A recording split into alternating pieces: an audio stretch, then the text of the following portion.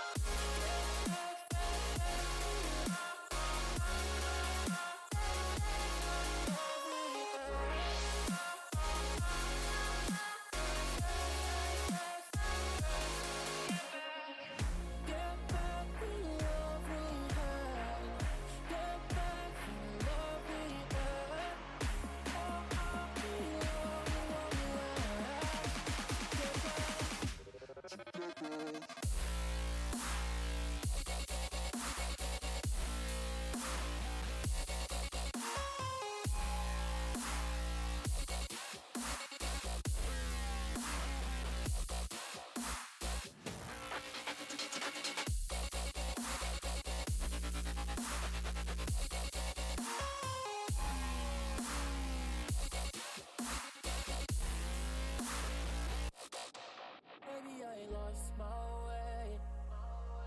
Maybe you ain't gone too far. I had nothing left to say. We had left ourselves in the dark. Can we get back the love we had? Get back the love we had? Or are we in love with what we lack? Get back, to get back.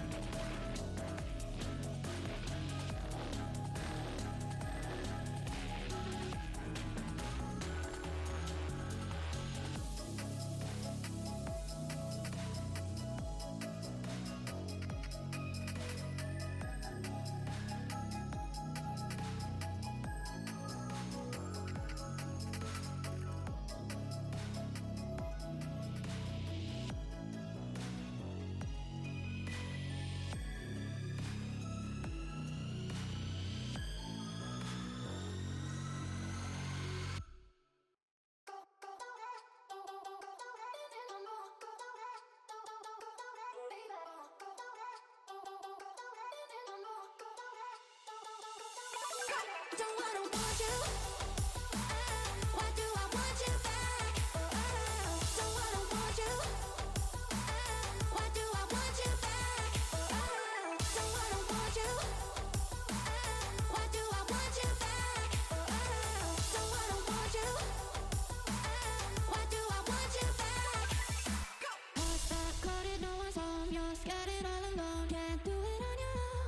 You're scared that all of your screams will fall silent, but just know the second that you close your eyes, I'm bringing you back to life.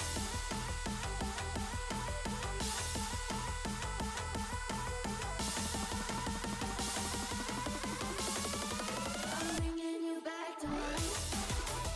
Don't wanna want you. Why do I want you back? Don't wanna want you. I'm bringing you back to life. Don't wanna want you. Why do I want you back? Don't wanna want you. I'm bringing you back to life.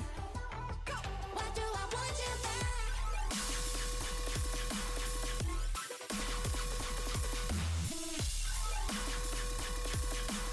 Why do I want you back? Don't wanna want you. Why do I want you back? Don't wanna want you. I'm bringing you back to life.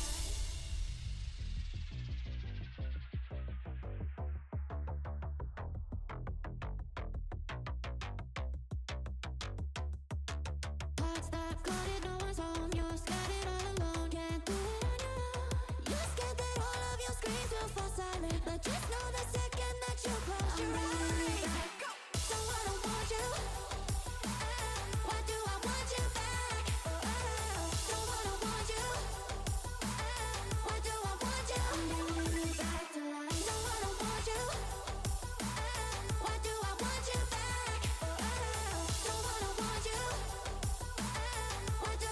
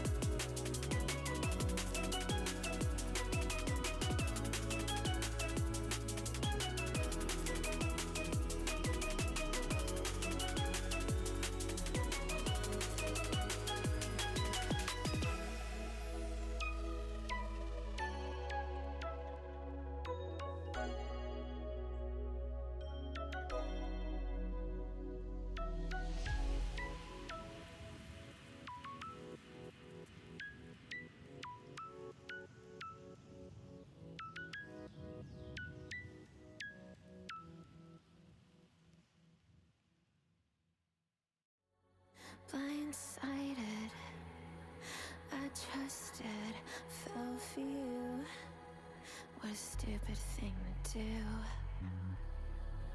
Blindsided, high hopes, but they fell away the moment you lied to me.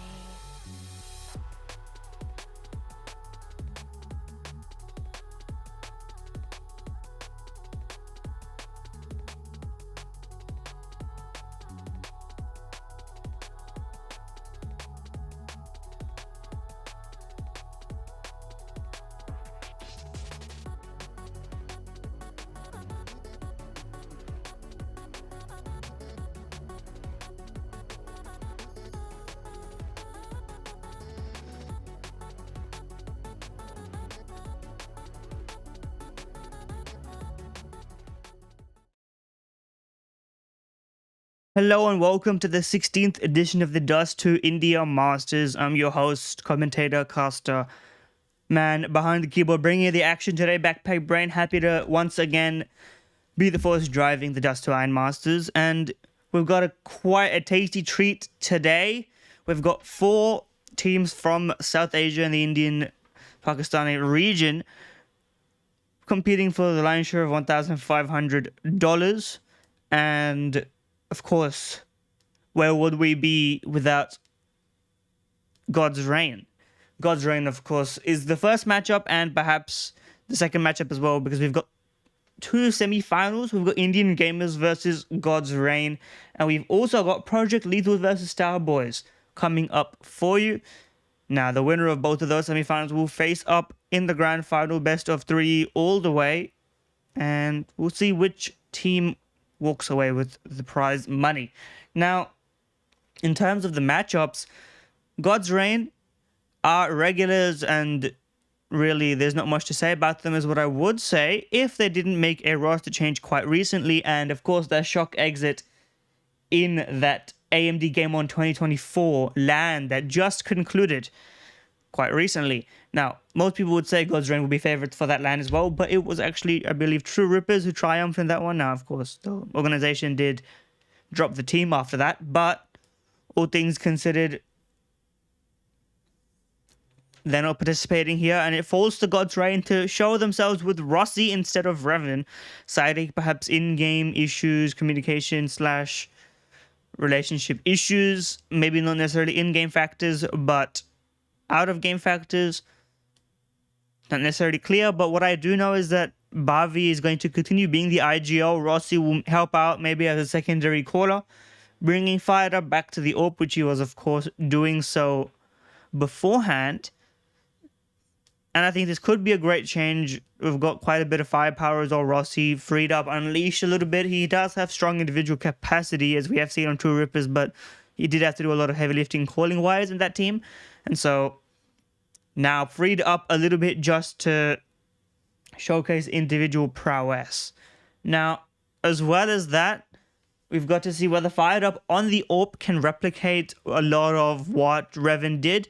On the rifle, he was already quite strong. I've seen him have very strong maps, and indeed, in previous iterations of this tournament, he's carried the team to triumphant victories back to back to back, so on and so forth.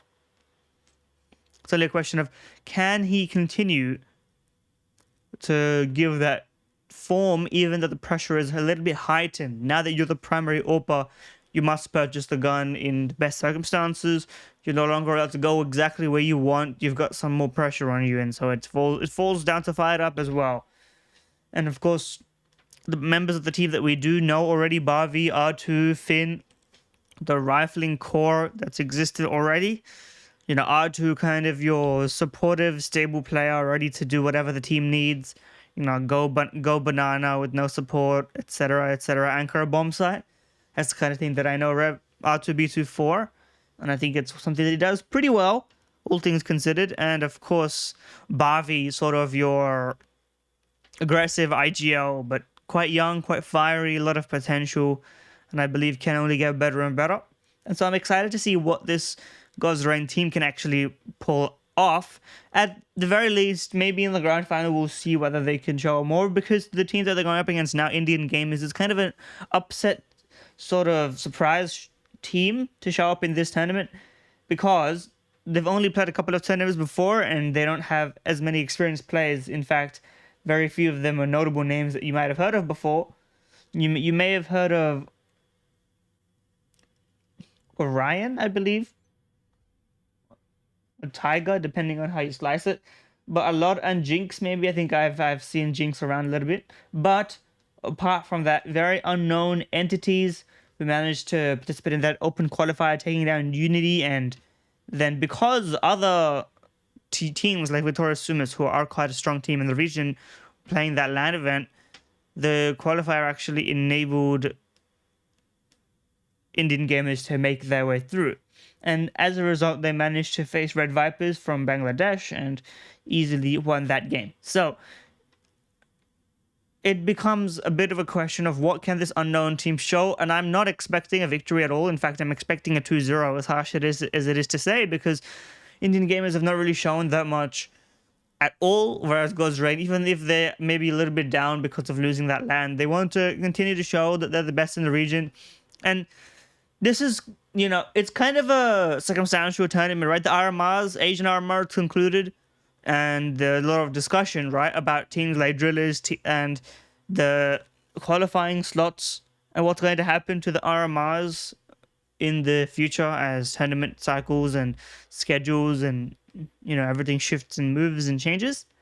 And I think that we get into the conversation of how good does an India team have to be before they can actually be able to participate in the RMR, let alone get into the major. And I think we're quite a ways away from getting into the major, but in terms of getting into the RMR, I think it's only a matter of maybe if progress continues to be made, and that's, debatable here and there, but we hope to facilitate and continue that progress and at least showcase it over here at the Dust2IN Masters, right? But if teams can continue getting better, if roster moves can continue to be made and more players and maybe unknown players can showcase that true talent, then we'll see what kind of CS, for example, God's Reign can bring in the future. Without recycling the and constant conversation of bringing in imported coaches or, support staff from Europe or North America or even Australia, Asia, which have more experience and maybe can inject some of the, tactics into this team, for example. But that aside, I think for this map, it's quite unclear where we're probably be ending up. I'd assume that we're going to see some combination of Anubis, Dust2, and Ancient, because those are some very common ground maps. Anubis, a fan favorite of God's Reign, as well as Ancient. Both maps God's Reign are fairly consistent on, and no stranger to Dust2 as well. Whereas Indian gamers, if they're truly a newer team and they want to try and exploit some of their individual prowess, which I suspect will be the case, because it's been a while, if ever, that we've ever seen any sort of tactical exploitation. I think only once we've seen a team try to pick Nuke into God's Reign, and I like that idea. I think more teams should try and pick Nuke and Vertigo, because it makes absolutely no sense. Frankly speaking, it's quite illogical to believe you can beat God's Reign on Anubis, you can beat God's Reign on Ancient. I just don't think it's ever going to happen. If you're a newer team, they've just got more progress on you in every facet possible. Better individuals, better tactics. So if you want to beat God's Reign, and that seems to be the endless struggle of teams in the region, what you're going to want to do is pick, for example, Vertigo. And then if you pick Vertigo, or maybe if you pick Nuke if Vertigo gets banned, then you can start bringing in some pocket strategies. Then you can start try and gimmick around a half, call your little playbook of, one map wonder, and then see what happens on map 3, try to put the pressure on them. But as it stands right now, I don't know if any gamers are going to be ready to do that. I think they might just play it safe. And playing it safe is always going to end up in a bit of a loss, whether it's quick or whether it's protracted and long. I think the outcome ends up being the same.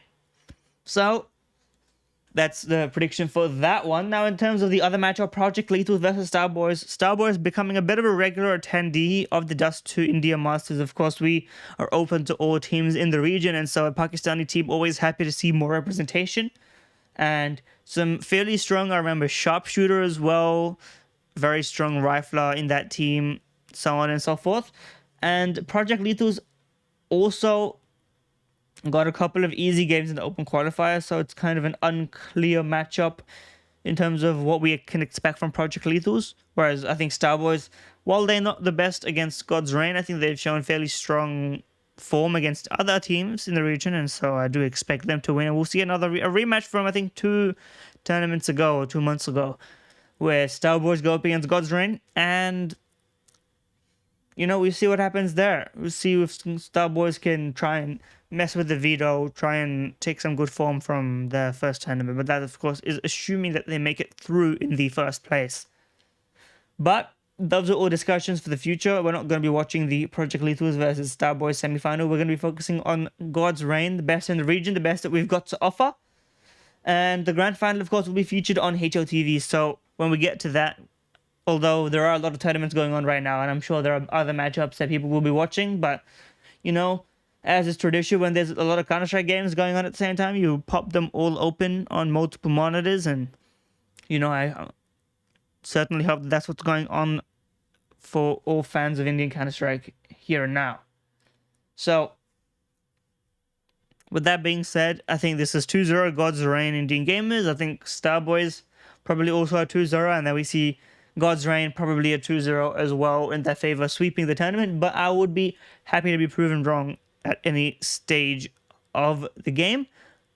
And we're just waiting for the map vetoes and everything else to start. Once that does happen, I'll be the first to let you know what the map vetoes and everything is. So up until that point, we'll be, waiting for those map vetoes. I would say don't go anywhere.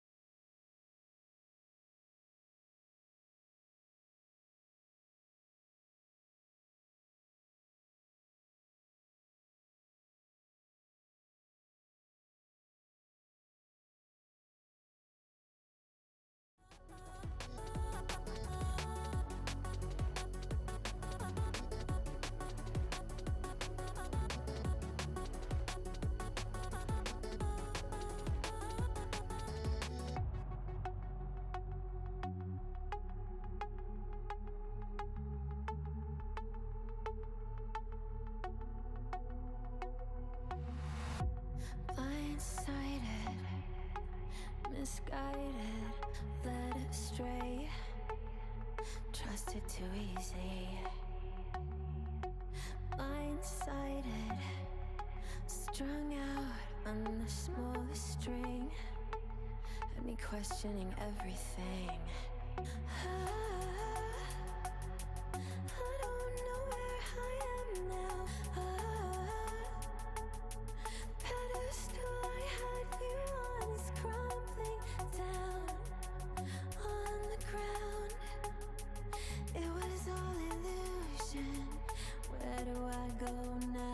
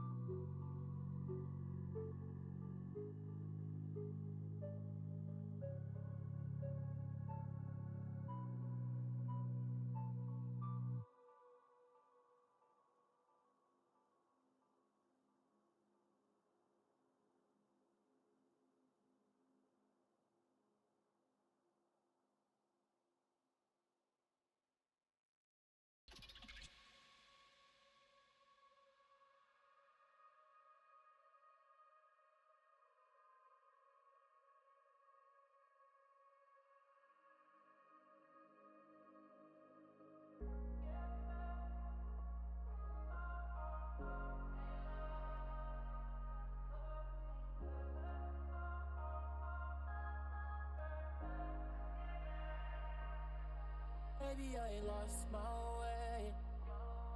Maybe you had gone too far. I had nothing left to say. We had left ourselves in the dark. So tell me this, if we left the piece where they fell, would we have a lot to lose from lying to ourselves? All the times you said to me, the feeling that you felt, we lost it, we lost it. Can we get back the love we had? Get back the love we had? Or are we in love with what we lack? Get back.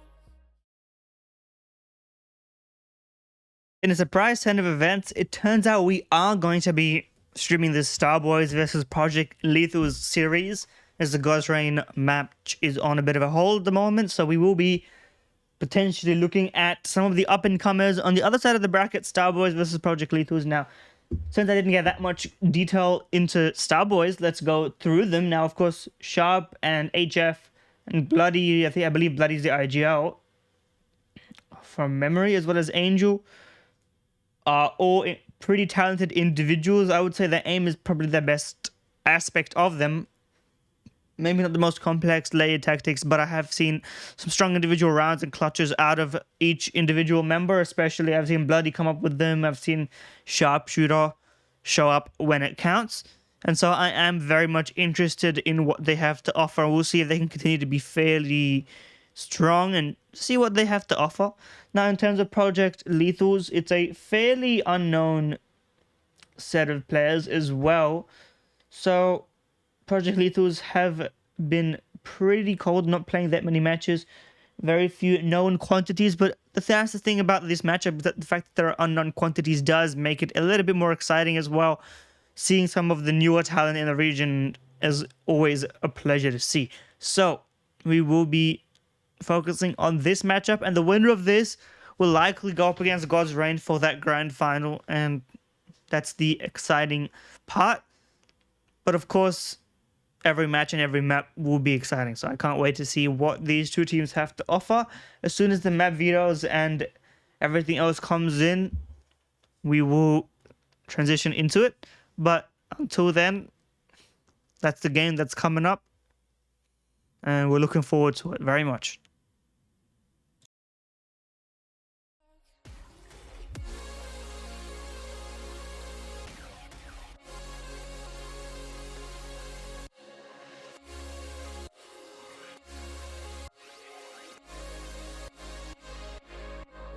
Get back the love we had. Get back the love we had. Oh, I belong in what we had. Get back.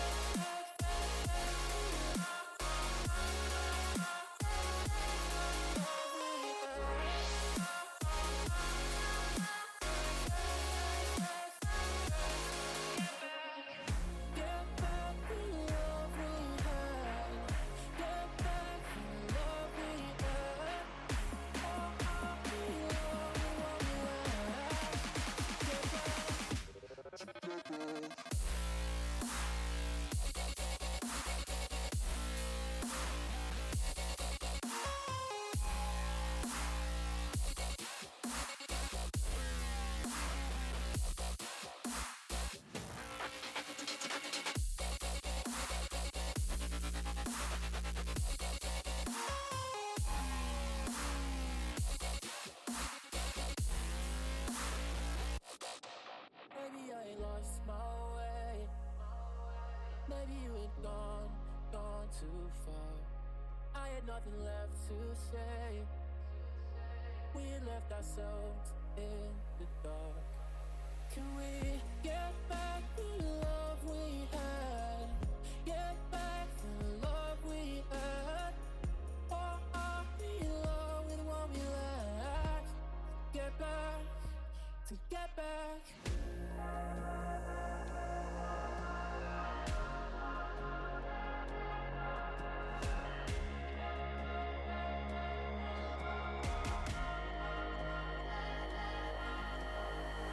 Get back the love we had. Get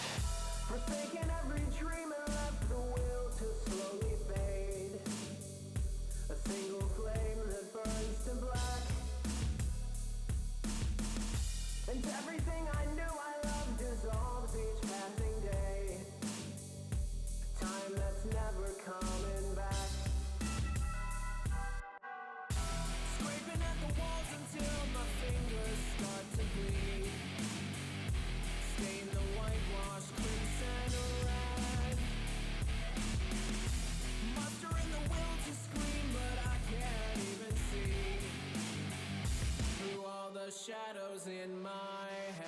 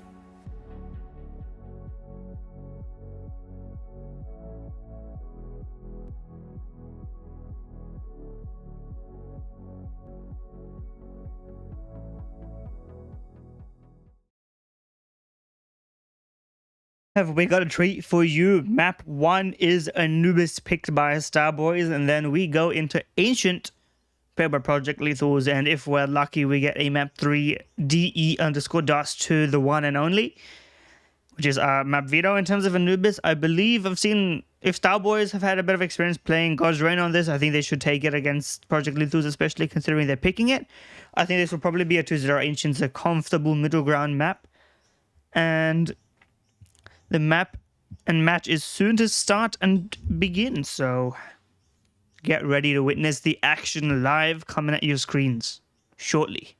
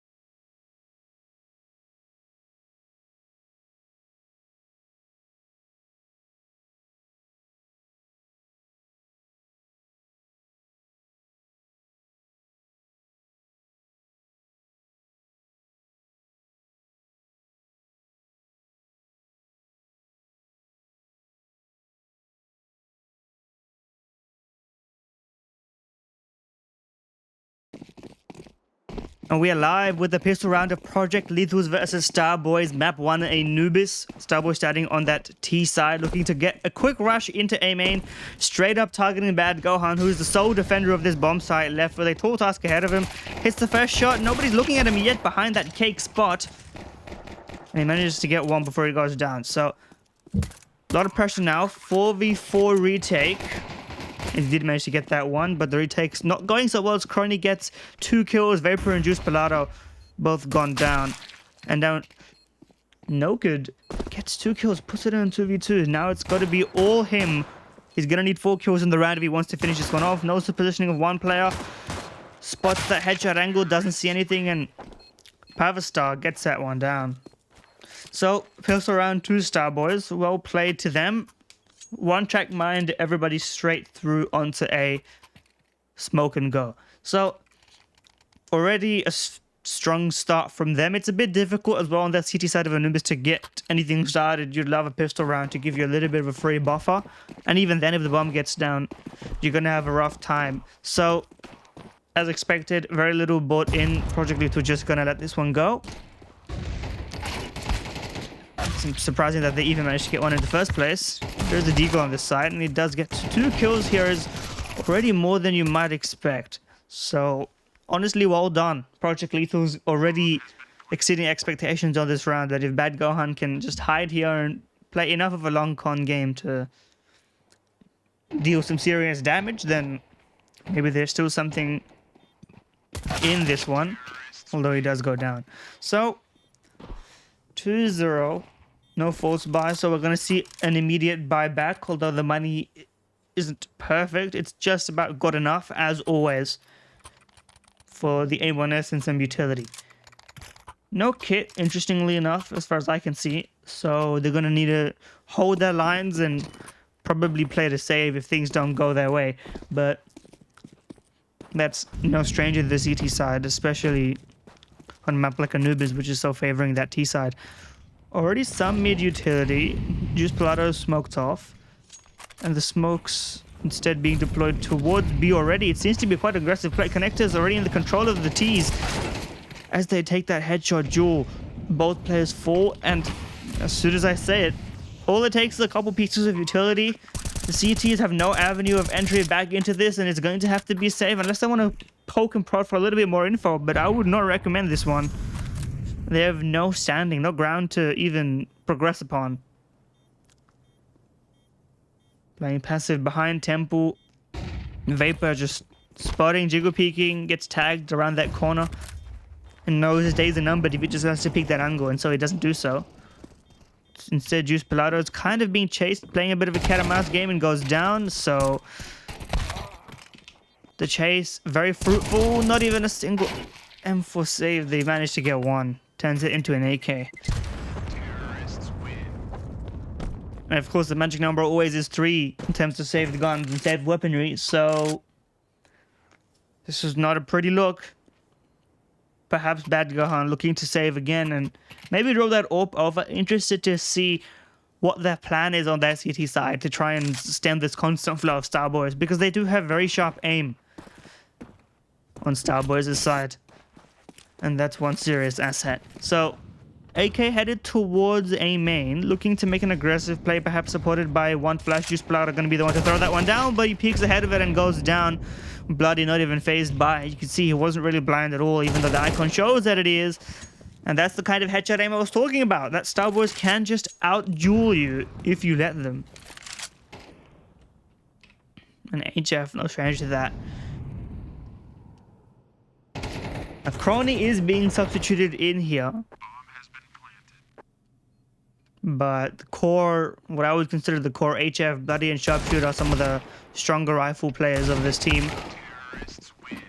Seems to me that that's what they want to be looking forward to.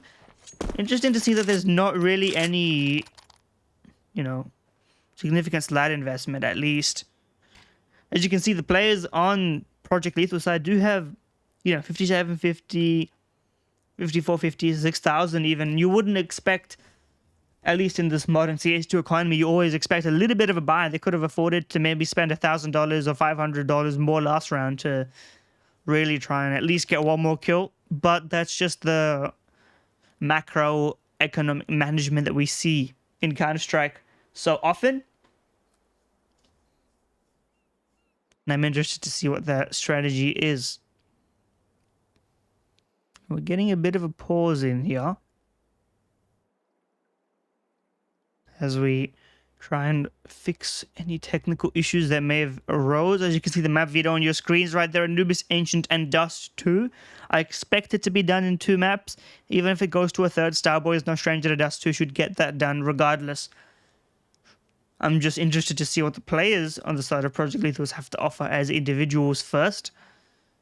As it often is the case with teams like Project Lethals that make it through an open qualifier into a tournament like this, the best of the bunch maybe become targets for higher tier rosters. You can see maybe a Carnival Gaming, maybe a Niori Esports, maybe a Victoria Sumus. All these sort of bigger teams in the Indian region could try and pick them up and grab the strongest of the bunch. I'm just trying to workshop how to pronounce some of these names in an inimitable English-style accent. Knockhead? No good? Knock 3D? We could just call him Knock, but I'm not sure if that's correct.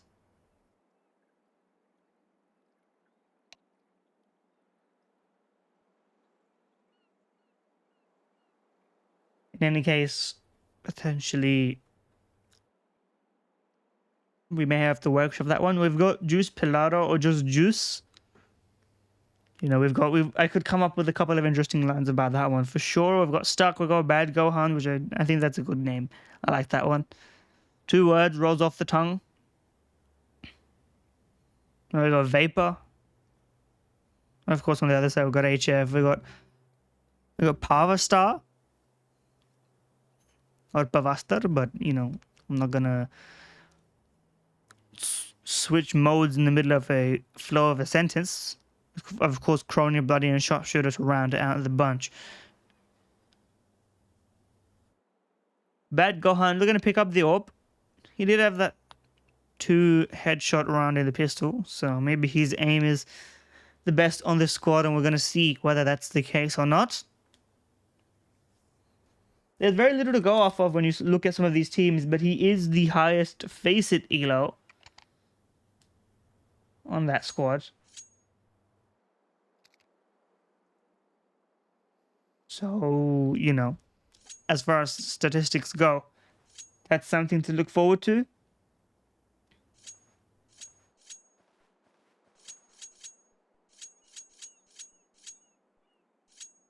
If you're going to keep fiddling with your knife, I'm going to switch to a different POV, my friend.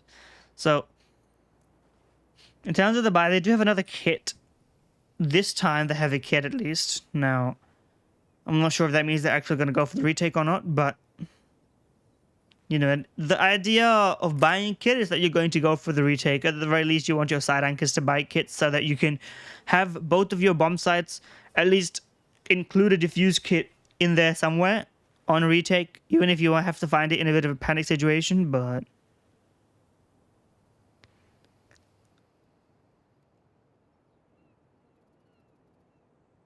now open the T side, not necessary to buy into it just yet. In fact, more likely that you end up picking one up off of a dead body later in the game than it is that you need to buy one.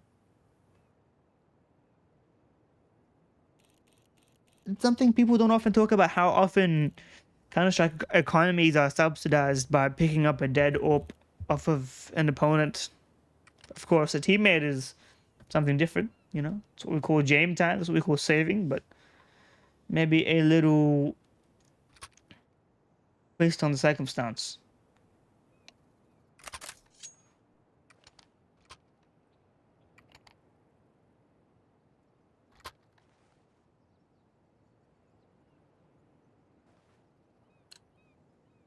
And we're getting straight back into it. 4-0, round 5. Project Lethal still looking for their entryway into this round. At least everybody is on the board, so we don't have any 0 kill players, which is good for the motivation. Stark and Nock playing together in connector. They're going to have an immediate aggression into it, and Crony clears out one, doesn't clear out the second, does get a dink onto it, and Stark lucky to get out alive, but looks like he will be going down momentarily. Molotov actually saves his life a little bit. He manages to get that trade alongside of it, and it's Juice and Vapor to finish the job. 2v2, CT side, looking to retake. Both players have kits on them. Immediate confrontation in connector. And we slow down a little bit as the bomb gets planted. Utility exchange. So it looks like it's going to be an immediate fight as well. Flash into it, but instead looking to delay, not peek off the back of that utility. The information is ready and available. The flash looks like it missed, but Buddy gets the headshot regardless, even though he was blinded. Now it's a one-on-one. Orp on the side of HF. It's a bit messy. Pistols are out. USP spamming. It's just not quite clean now. Playing around the Rosie with the pillar. Bomb is ticked down. You need to get that bit used. Oh, he finally does it. The USP shot rings true. And the kits do come in clutch. The retake actually is in effect. Project Lethals win that round as labored as it was. And as difficult as it was to see. They managed to get it down and save the orb alongside of it. Now, there is still plenty of money. Starboys are not going to be done contesting this. But it is a start.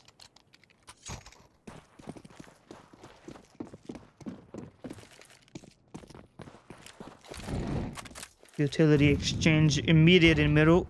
We'll see what Juice Pelado can offer. As the utility does come through. Smokes off of camera.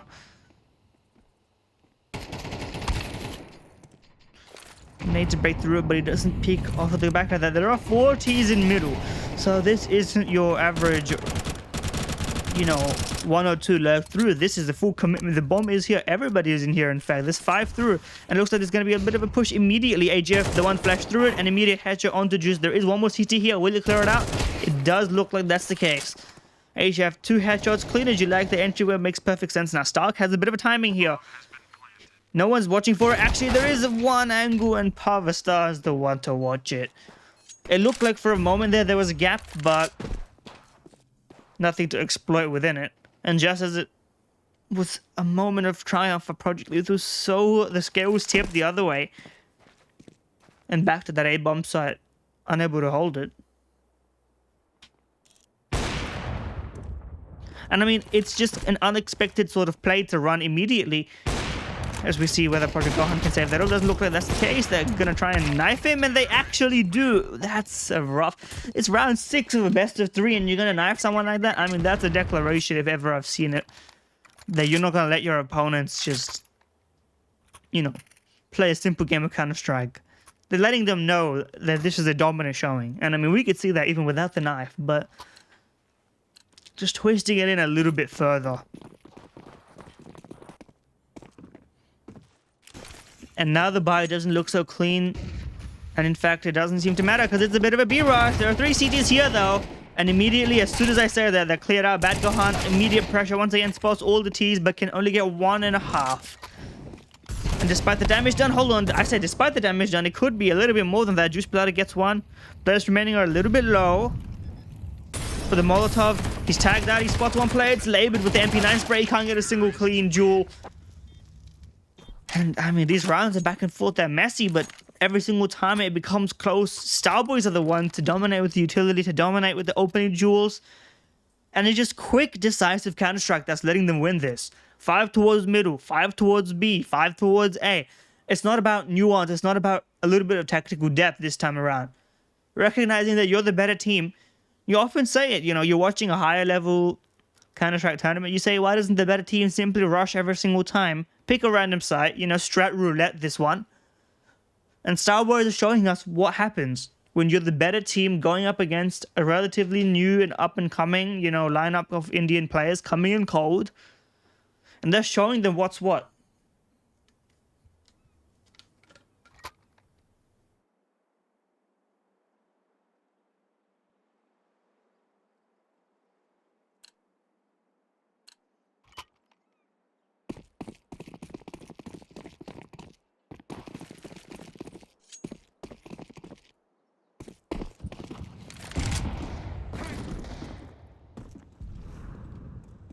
And I mean, that force bow was so rough, it's got them down to 5-7s and deagles now. And again, exactly what I'm talking about, decisiveness. There's no layered plan. They've got one lurk watching everyone's back, and they've got the rifles heading straight into A, and look what it gets you. I mean, one death, sure, but that's literally the last remaining CT player. He's got an AK, but will he be able to save it? I don't think so. They know his location. He's trapped in this headshot jump up corner. And it's the end of the story. I don't foresee a future for Project Lethals in this map. Now, to be fair to Project Lethals, they didn't choose this one. And maybe if they had multiple bans, maybe this was a best of one, we wouldn't be here at all. But it's a best of 3. You can only ban one before your opponent gets to lavish in the map pick of their choosing, so they have to put their best foot forward even if it's not their best map. And this time a bit of a layered game plan. It's not just instant rush, it's a little bit of labored utility usage. Player and Connect is going to be faced with 2 Ts, immediate utility, Molotov bounces, and the Molotov actually hurts the Ts. They're standing in their own utility, but since it's their own utility, it doesn't actually do as much damage, and they're able to escape alive. And it's knocked to retreat with one as well as just pull out a 4v2 now. Hold on a second, it looks like they've managed to walk away with this one. Knock spots the player and headshot through the smoke finishes the job. So 7-2 as the CTs, despite 2 alive, so it's not the prettiest of looks, but you know, at this point around, it is around. And just pull out a couple of kills through smoke to get that one started. But we'll see if they can make this one a back-to-back, if they can put a little bit more behind it. Honestly speaking, even 4 rounds on the CT side may be fine, but I'm not sure how good Project Lethal's T side is. And I'm not sure how willing they are to bet at it. Pavastar in this corner here, as well as utility being spammed in towards connector. Stark has been having a bit of rough golf things over here. Being sandwiched from multiple angles, the utility focusing on him, and spam down. His teammate shots him, baiting fire. And he hears this walkout, but there's just too many angles to look at. A bomb site, B bomb site, doesn't matter where they go. It's just the jewels are being lost, as well as when they show presence from multiple sides of the map, they don't know which side to look at. Project Lethals are just stuck between angles almost this entire half. And maybe it's that fundamental absence. I mean, it's a nice flick for Bad Gohan. He's getting a couple of, you know, consolation save frags. Back in the day, in the heyday of GM, we used to call these, you know, these are the frags that make up the majority of an AWP saver stat line. Where at the end of the game, you wonder why there are so many kills on the scoreboard, despite having not seen as many. Turns out to be something like this. But he actually looks like is he going for this? That would be an unexpected play. Maybe a ninja defuse. He does have a smoke and a kit. But with that AWP out, you're going to be really exposing your barrel. I mean, are you really going to go for this? Nobody's seen you yet, Bad Gohan. He hears one player. If he had got that shot down, it could have been really possible. Nice try. You have to respect the attempt. This does screw over their money.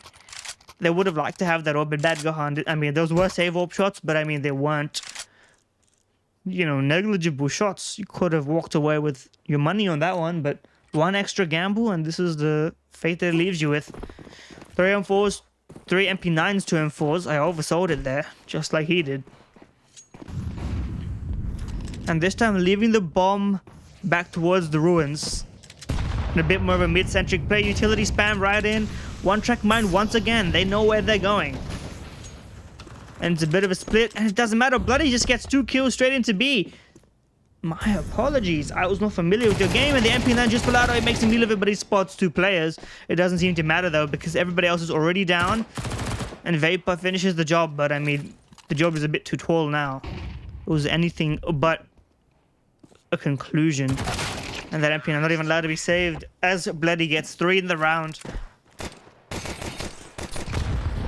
And it doesn't seem to matter who's entering onto which bomb site. We've seen HF enter onto A. We've seen Bloody enter onto B. Their basic utility is just too powerful for Project Lethals. In those key gun rounds when they really had an equal footing chance, they were outmatched. And then after that, it becomes, missing utility because of economy, weaker weaponry, etc., so on and so forth.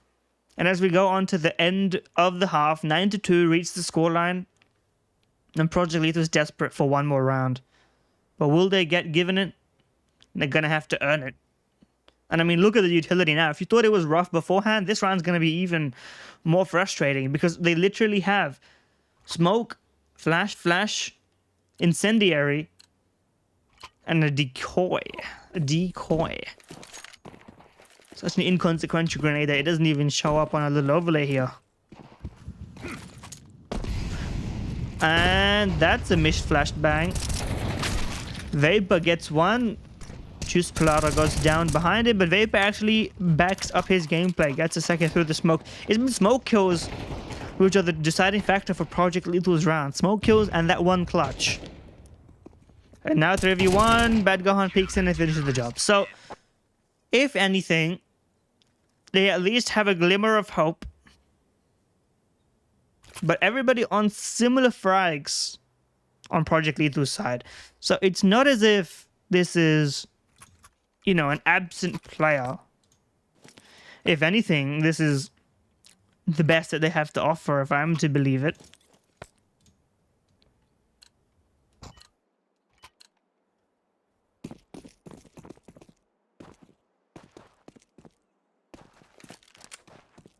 And once again, straight into the A-bomb site. It's the pistol round. This time Project Lethal's are on the T side, so they're taking a page out of Starboy's book. You want to run this against us? Let's try it against you. But they are putting a bit of hesitation into it. And that's allowed the CTs to rotate in. It's not just one player behind Kager. There's actually a little bit more support here. AJF in that familiar position, but they've got 3 CTs here and 2 on the way. Fighting towards Connector. It is won by Bad Gohan, and that's going to be the go sign. Bad Gohan saying, guys, I got those kills. The entirety of the B bomb site's free right now. I've cleared it out myself, single-handedly. And the bomb is being rotated over. Bloody's supposed this, but he's just too late to get that bomb down. He gets the kill regardless. And Sharpshooter lurking in. Nobody's here to watch it. There was, but Bad Gohan goes down and Sharpshooter gets 2. Now it's a 2-on-2. Long-range duels with the Glock, probably not the best idea, but it's actually HF who manages to clear out that lurk. They know where the CTs are now. Every position noted. And it's a labor duel both sides. But the job is done and Starboys take it. You can see the confusion there because Project Lethal's, their initial plan was completely derailed. You can hear, in your mind's eye, Bad Gohan's just yelling, be clear, be clear, as he gets those 2 kills.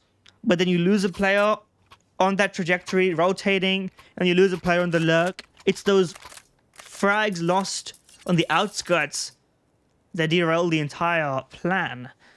And it looks like that's gonna be the nail in the coffin. That pistol round was mandatory. I just don't see any way Project Lethal's does anything here. And they seem to agree. Mac 10 forced by on 1 Galil.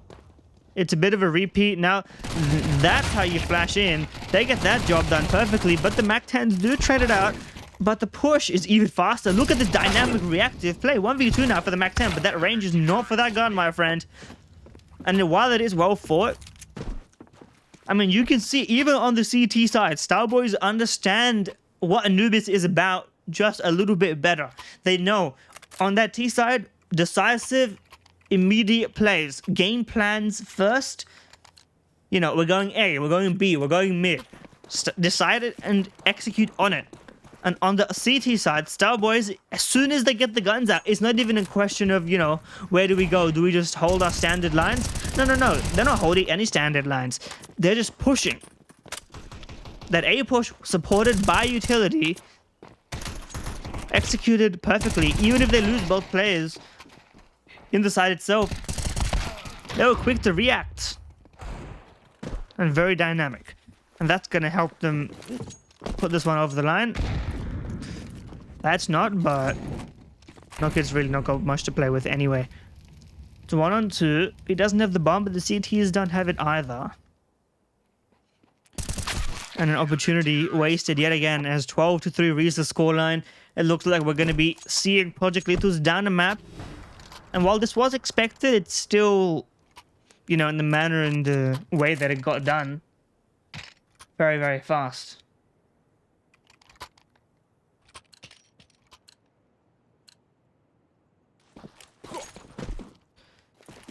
Instant smoke thrown over. Try and cause some mayhem.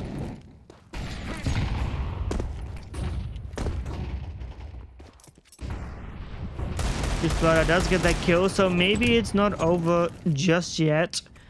Maybe the final struggles are yet to be concluded, but Crowley has other plans. Rifles in middle.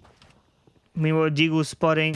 Goes a little bit too aggressive. That's just not how you play the angle, but Crowley actually mops that one up.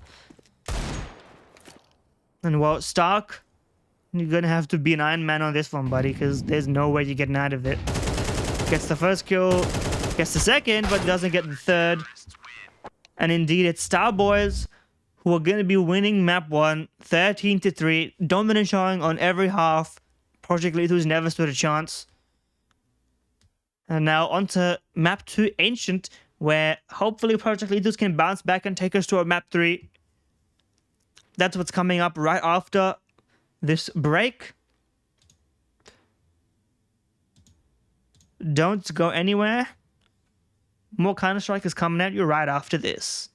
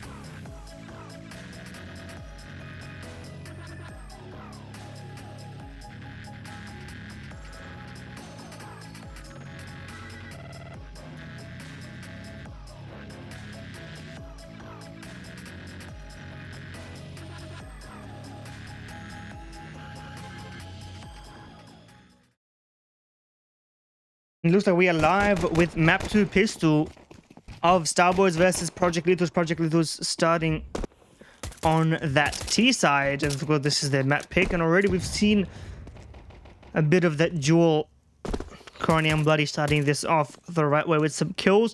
Starboys already won map 1 13-3 and looking to continue their dominant fashion as they simply out-dueled them. A bit of a brawl on mid and Vapor stuck in Jaguar. Spotted out, and the CTs are going to surround him, but he's gotten the kill now, and this becomes a little bit trickier. They can't just let him keep taking these single aim duels, because the more protracted and drawn out this gets, the highest chances are going to get, is what I would say. You know, I was going to give him the benefit of the doubt, but there was indeed no chance. And indeed, map 3 Dust2 if we get there, but I don't think we will. Starboys have looked far and away the better team, and I think that's going to continue to be the case.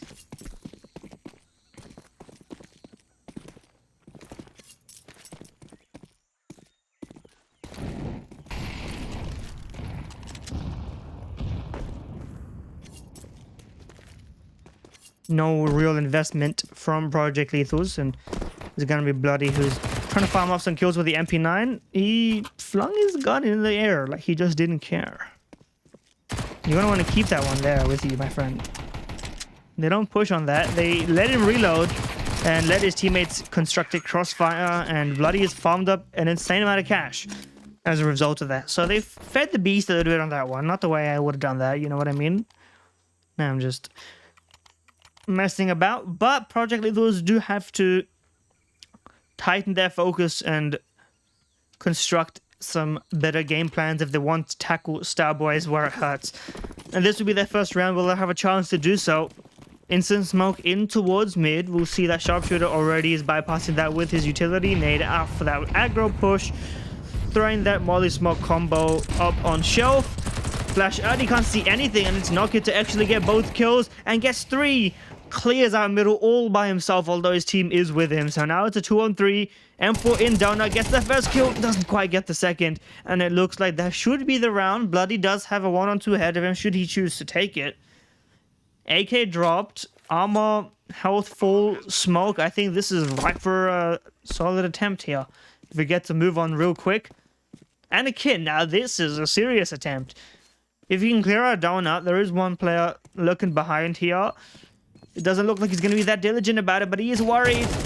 And he doesn't quite think about it. And now there's no way that he'll see it. But the shadow spots him out. Knocket goes down. One player behind that pillar bar. He had a real chance there. But Bad Gohan instant headshot, which was the only real path of victory, considering the spray down would have led to his loss.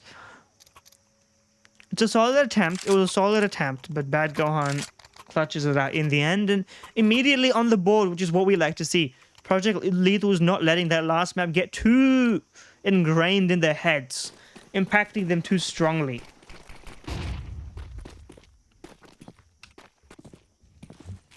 Once again, the utility combination, molly smoke, nade, etc. But there's no need for any of that because it's a straight up A-rush, ladies and gentlemen. Only presence towards that from the CTs is that donut player. Pavastas gets that first engagement, gets that kill. This complicates things a little bit now. What was otherwise a 5v5, he flashes in. He's going in. He's not even letting the bomb go down, and he gets 2. Almost gets 3, but the M4 runs out of ammo. HF is there to finish that job. And what a single play. Solo holding. That's a lot of pressure on you. And instead of letting it get to him, he just flashes himself in and peeks. It's the kind of thing you almost never see, and that's why it worked that one time. So effective. And Project Lethal's, it was such a good game plan. You have to actually feel for them on that one. They had the right idea, they had the right read, and yet sometimes it's just that fundamentals, looking away for that flash, managing the angles. If you limit him to just 1 kill, if you keep holding for the second swing, maybe things don't turn out that way. And instead, it turns out to be a lane crunch. All the players already dead towards that B bomb site. It wasn't a full investment, so it's not a big deal. And it looks like this deagle's going to be the only thing at the end of the round. Goes down without anything. 3 8-gauge, 2 M4s. Bit of a full house on the side of Starboys. And as soon as I was singing Project Lethal's praise, they start to, you know, get back to their old ways. get back to the map 1 sort of feeling.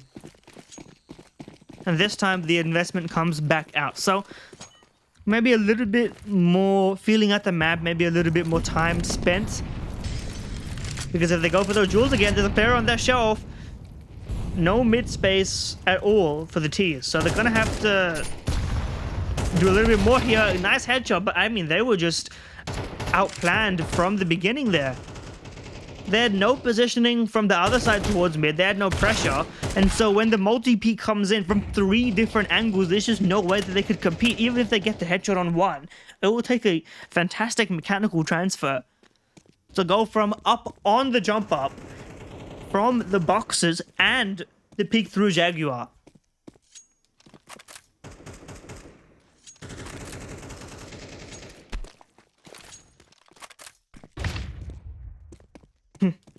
It seems like a bit of friendly fire, but instant headshot wouldn't have mattered anyway. We'll see what Stark can do.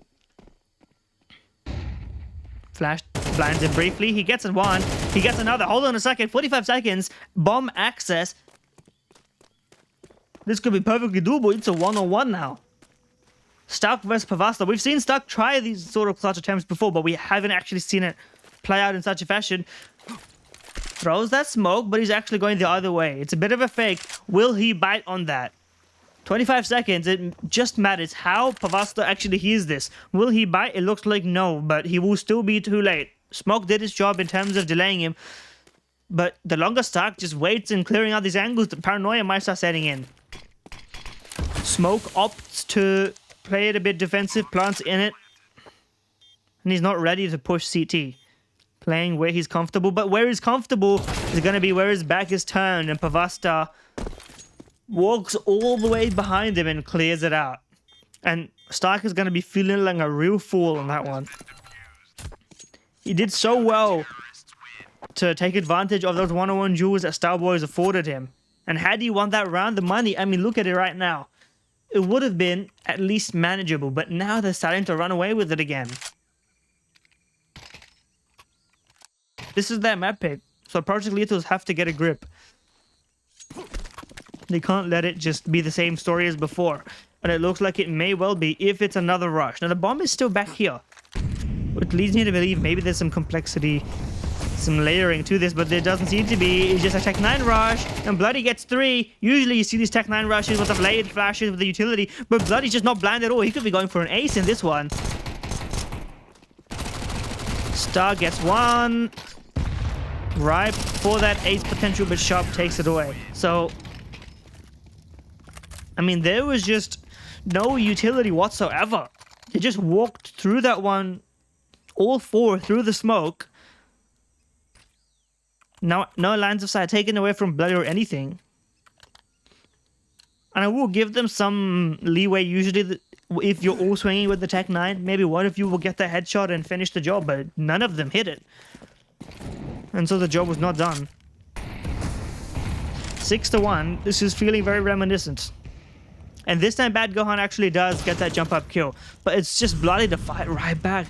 Get tagged down, but still equalizes. And gets the AWP on his hands now. Sharp stuck between multiple angles. And just yet again, Bad Gohan is stuck in here. Crony with that jump fired straight into his dome. Waits until he lands, gets that kill, and it's again stuck in a clutch. This time it's a 1-on-2. Maybe it's possible for him, but Crony gets that kill. And every single time, when in doubt, Starboys just like to peek and swing lane every single time. It doesn't matter if they lose a player, because the trade potential is just so in their favor every single time. It doesn't seem like Project Lethals have that utility. They're just missing one little twist. Maybe a flash to try and take the fight to them. But they're just letting the pace be dictated to. They're not setting any standards. And so it's Starboys winning every single time. HF, he hears all that presence, he's AWPing, and it's not the best angle for it considering the rush. But if he manages to get one, maybe things are getting different. This is the different circumstance that we talked about. All the CTs are already here. It's a 3-on-4. Messi through the smoke, but the flash works wonders. But AJ can't finish the job. He finally manages to do it with the help of Sharp. And it's a 2-on-2 after all is said and done. Juice doesn't get that kill. Now it's down to Bloody. taking pot shots from behind the box. And Nokia just waiting for that peek in. But will he be gifted to him? The CTs are low. That smoke, if anything, is going to help him. Because it's not like he was going to swing in anyway. He's pretty confident that the CTs are on the right side. But 1 minute, as time ticks, CTs get uncomfortable. But bloody, man. He's just too bloody sharp. There we go. It had to be made. And I'm the one to say it. 8-1. And Starboys have just been looking better and better. Sticking with the same sort of core players. Building up their potential. I was singing their praises in terms of aim, and I was on the money on that one. And dare I say, Starboys are on the money, taking this 2-0.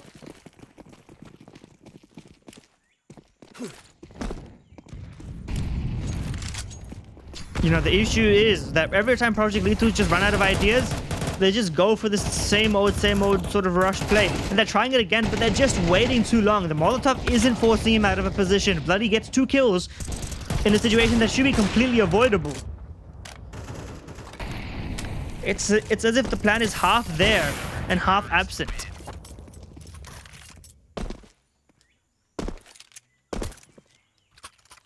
And Starboys, I mean, they're gonna capitalize on that every single time. You see Bloody, if you don't smoke him off completely, if you don't molly him so that he has to actually reposition, well then he's going to get at least 1, and so far he's gotten more than 1. He's gotten 2, he's gotten 3, he's gotten 4. So what do? Now you're down to Galils, now you're down to limited utility, and you're forced again into this 1 pump opportunity, and again you're just rushing straight out of B main, even though that didn't work the last 4 times you tried it. But maybe this is the one. Maybe this is the attempt that actually finishes the job, and HF misses the orb shot, goes down. There's already 2 in cave. Bomb plant goes down, Vapor, smoke spam gets the kill, and a broken clock. Well, it's right once a day, and this is that one time. They get a second round.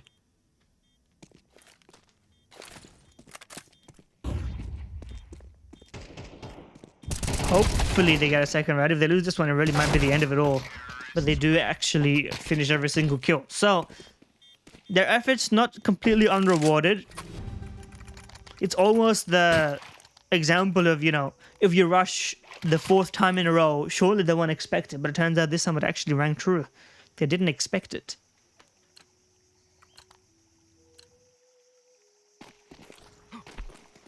And so maybe we'll see a repeat scoreline. Maybe we'll see a 9-3, but as the half comes to a close, 9-2 the scoreline reads once again. Sharpshooter completely blinded. Vapor gets 2 kills this time. The mid take also goes well. So at the end of the half, the plays that Project Lethals have been trying and failing at this entire time have actually worked out in their favor for once. I say that, and they've already lost kills trying to defend that control of the map, but Stark is the one to protect them from it, from the worst of it at least. And Bad Gohan's there to hold the line from that tempo exit. Now it's down to Bloody.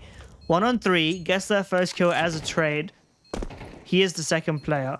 Sees the third player, gets it through the smoke. What a nice shot. He doesn't have utility, but he knows the positioning. He just needs to hit 1 shot. He's got no kit, but there may be one if he finds one on the side. What a nice try. 19-8 as the half ends. Remarkable performance from Bloody. If he can bring that sort of fire to the second series of the day, we could be seeing a new victor for the first time in a long time. It's been God's Reign and nobody else for a long, long time. And if they're the ones to change that, then I would welcome it. Try to force God's Reign to, you know, level up their game and innovate and bring new things to the table. Which they do have a roster move, so that's not something that didn't happen of its own volition. But the pistol round is what we're focusing on regardless.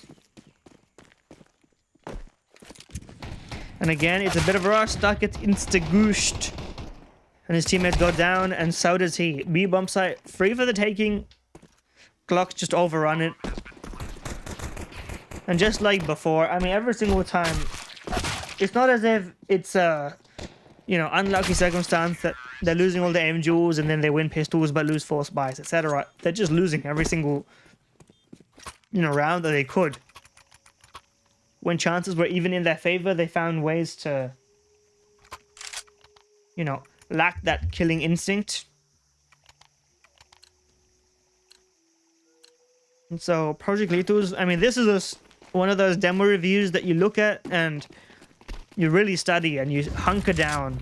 You look at each piece of utility thrown, maybe not that one, but you know, you have to really consider, because there were chances and rounds in this. Now, dare I say it, this one should also be a right-up, but the bomb is lost. They just don't have the weaponry to really do anything with this. Just Blood does have an AK, but it's gone as quickly as it was found.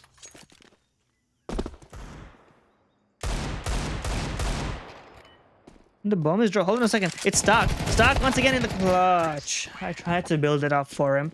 Maybe give him a bit of aura or energy, but not to be.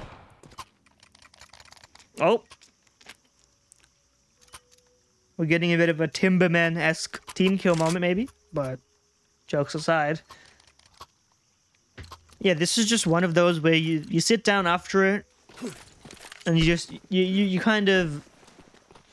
You know the scene from the Avengers movie at the end where everyone is eating the shawarma and they all just look exhausted after the battle? That's kind of the vibe. The Project Lethal was sort of the voice channel. Everyone just goes, yep. That's how it was. Now they've improved, I think.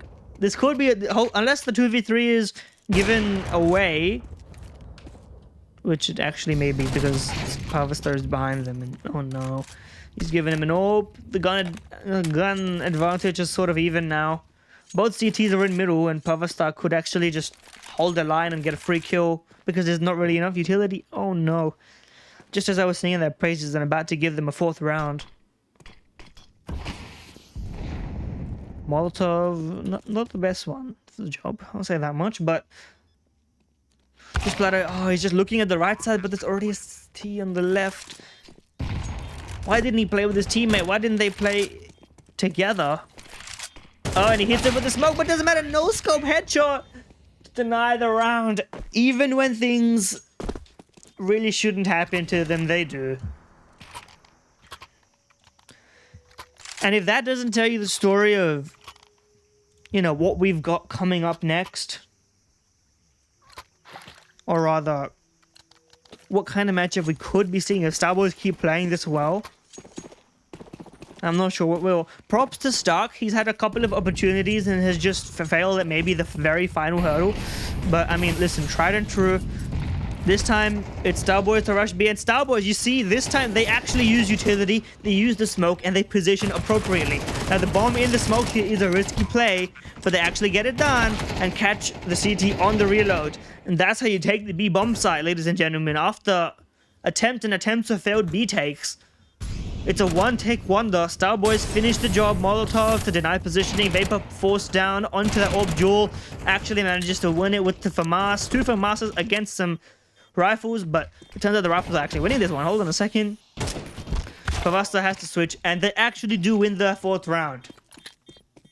Just in time. Now, there should be an AWP retrieved, as the positioning should be noted. And well, that's the most consolation of consolation rounds. It's not as if this was map 1 and every round builds you confidence for map 2. They're going to need to win 8 in a row to force overtime and then win 4 more. So it's not looking easy. If anything, I would say it's not possible. But everything is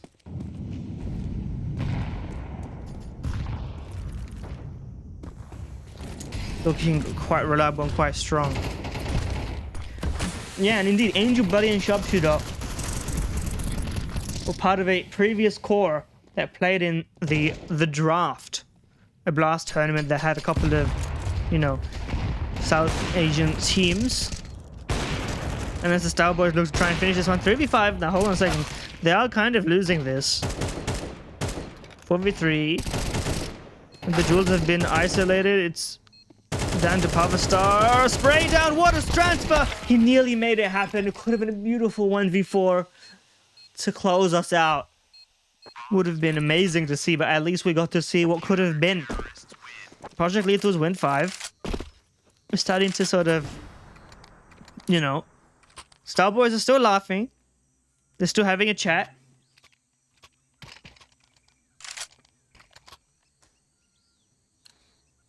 It'll take maybe 5 more rounds for them to actually take it seriously, I would say.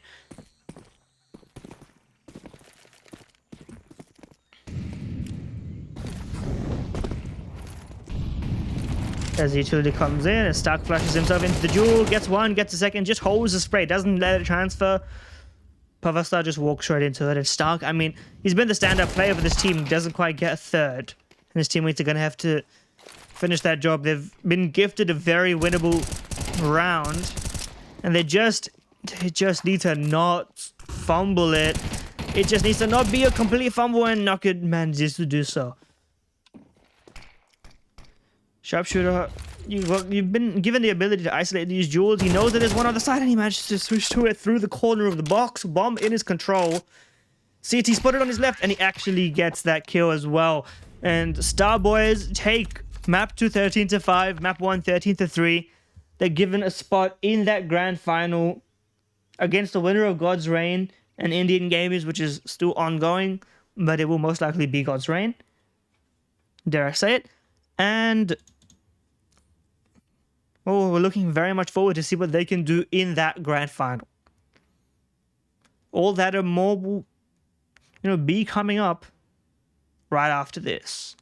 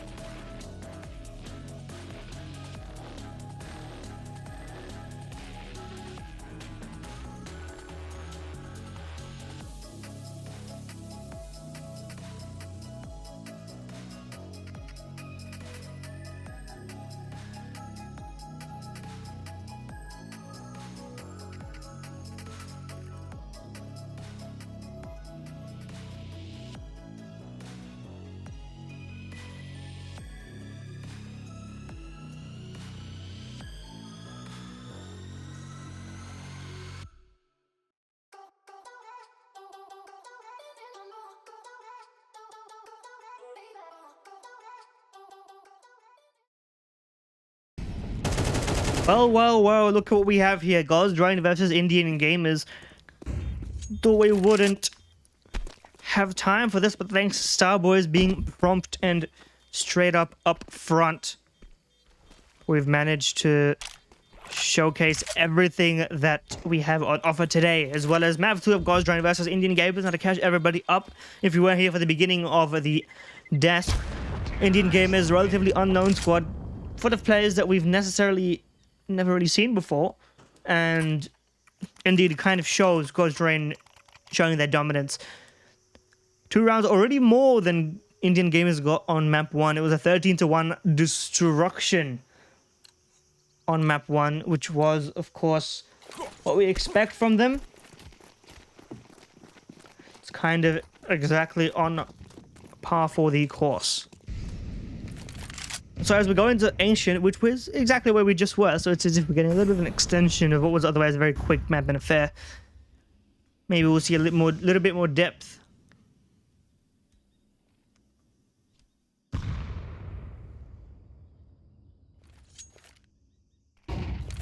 And we get to see a little preview of Gods2IN with Rossi before we get into the main course of that grand final up against the Star Boys. We'll see what Rossi can do clearing this one out. Fighter actually gets that 1G. Very impressive. And the round's got a little bit more depth to it after all.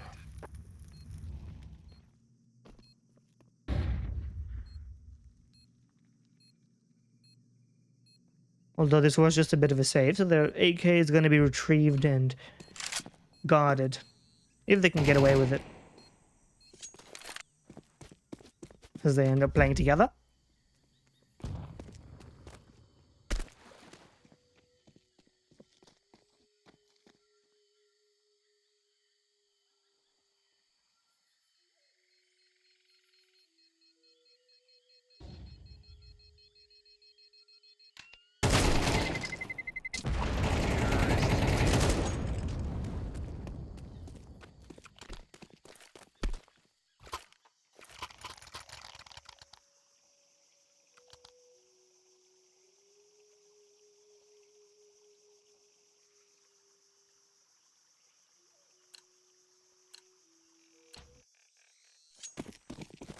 Two to 5, guns out for everybody. Money down to the wire for Indian Gamers. Gods2IN still have a bit of backup cash. So let's see what they have. And already a bit more nuance, a bit more depth. We already see it. Pinating the smoke out. Spots the clear. Ross is the one to take the frag. There's only one CT left to defend this. And Bava gets the kill through Red Room.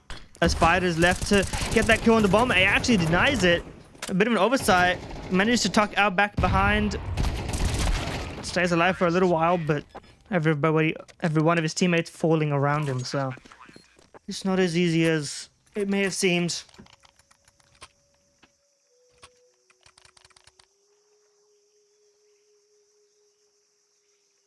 And indeed, it is what we expect from Gods2IN to deliver this kind of bashing, but you know, if anything, it just makes it a little bit more exciting for that grand final. So far, not too many standout plays from the side of Indian Games, but map is still young.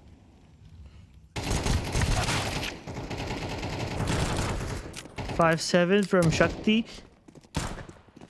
as he manages to route himself straight into Rossi, who's been fragging out.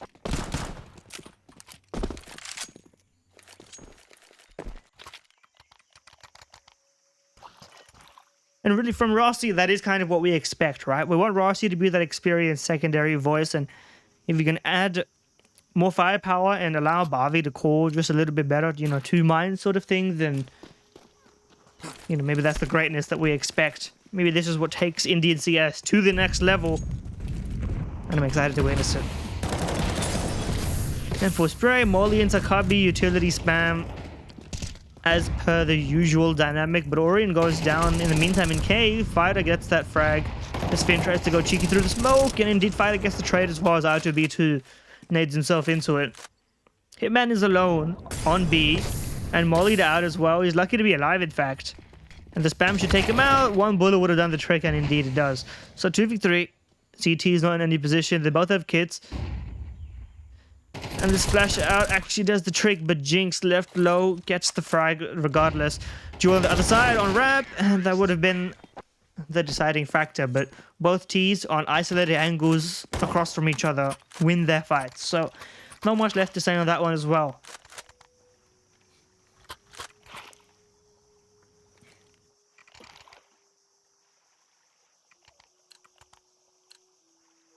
God's Reign matching expectations, an 8-2 scoreline. And really, it's not as if anybody is particularly dragging Indian gamers down. This is just, you know, it's happens in every tier 1 tournament as well, and then we've seen it happen here. When a team that just manages to scrape past like open qualifiers and, you know, plays their best against similar opposition, you know, back in the day and maybe even now, when the team at the lowest of, you know, the NA and the Americas and Asia's R mark has to face up in a match because of seeding against like Na'Vi, FaZe, etc., and gets absolutely demolished. Well, we have our own little microcosm of that, and it's God's Reign in the Indian region. If you want to talk about Indian gamers, I mean, you can't really go far without talking about God's Reign, because they're about the best we've got. But Indian gamers do manage to win the round. Just fired up with a 3k, but kept it clean, kept it tidy, and not a horrible showing, all things considered. And if they win this round, they can at least put a little bit of hope in. And just a little bit of belief.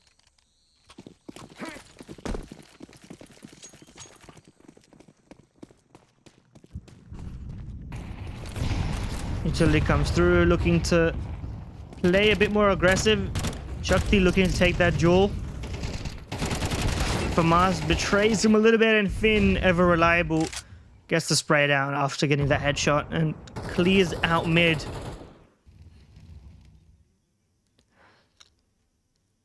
Orion now tasked solo defending B while Jinx plays it in that donut and tries to waltz down, clear out the B doors and ramp, but met with a T. It's a 4v2 turn 4v1 as Finn is just about barely alive. And 93 reads the half, a familiar tale, like many before it. And as the sides switch once again, and, you know, I sound a bit like a broken record here, but pistol round, mandatory. Very important, especially in modern Counter-Strike 2 economy, to get those aim duel freebies. Not to say that there are no tactics here, but Indian gamers seem to have one plan in mind, and it's get a bunch of armor and try to take those jewels. Now, I don't know about your success rate with them, but Jinx seems to have other plans. One player in that donut, jumping Glock, finds the kill. Shakti's the one to get it done, and fired up now is tasked with that defense, gets Goosh immediately. And the confidence, the Mongols type strat, to buy 5 kevs and just have a bit of a brawl out in middle, towards A, wherever you please, wherever you fancy. Now to B2, probably looking to save this, but because it is 93, gives it a go. Hasn't found that spray pad near the Julies just yet, and he's gonna have to fight to get his way out of this one and save the gear that he's got. It's not a negligible amount either, but gets a few kills before he goes down. It's enough to buy yourself a deagle in the next round if you're playing confidence-wise. And he actually drops an M4 over. Instant M4 drop. They want to finish this now, God's Reign, and not letting Indian gamers have any respite. Not letting them breathe.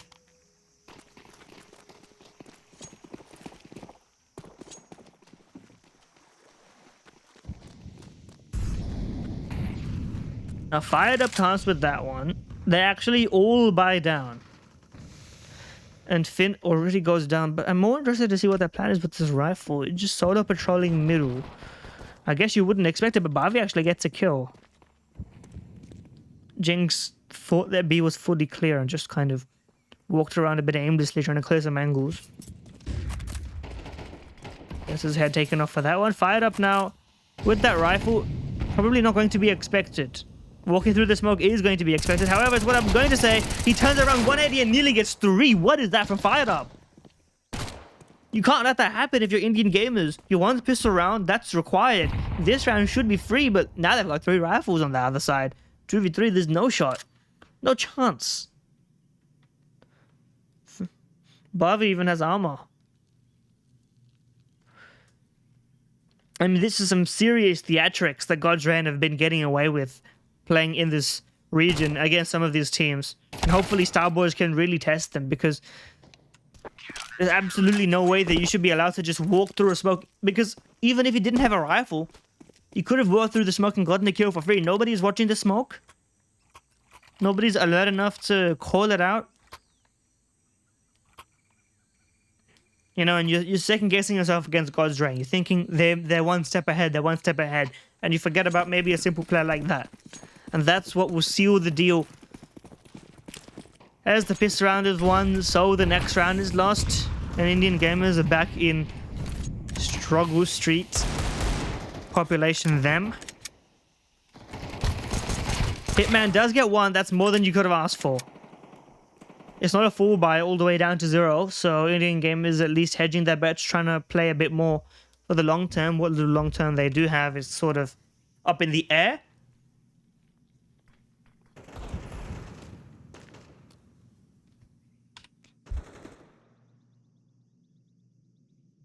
And we'll see what Rossi can get done. Shadow advantage, spray down. He doesn't even drop down, and that may have actually led to his demise. Hold on a second, we can get the bomb down here. They could have gotten the bomb down if they had pushed immediately and gotten a kill, but now it's not possible.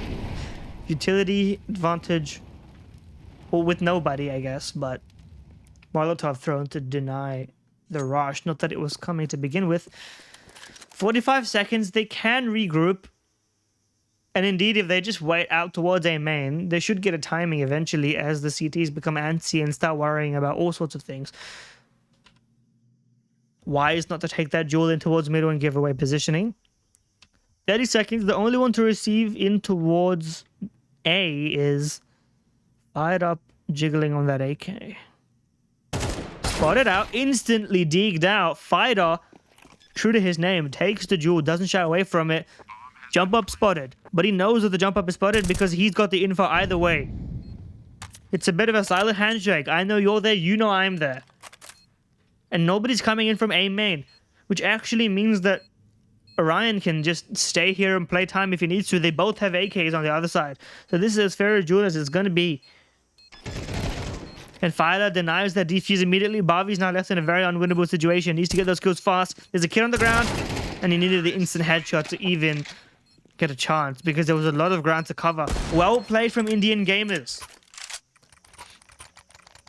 Courtesy of a nice 1 dig on the site hold, courtesy of playing their time and waiting. And, you know, I have to give them a lot of credit because rushing out immediately and playing antsy and playing uncomfortable would have actually potentially gotten them killed even earlier. But they managed to wait. They made God's Reign uncomfortable, which is a feat in and of itself. And now God's Reign are the ones struggling economically. And we can start to build a conversation. This isn't like the previous match.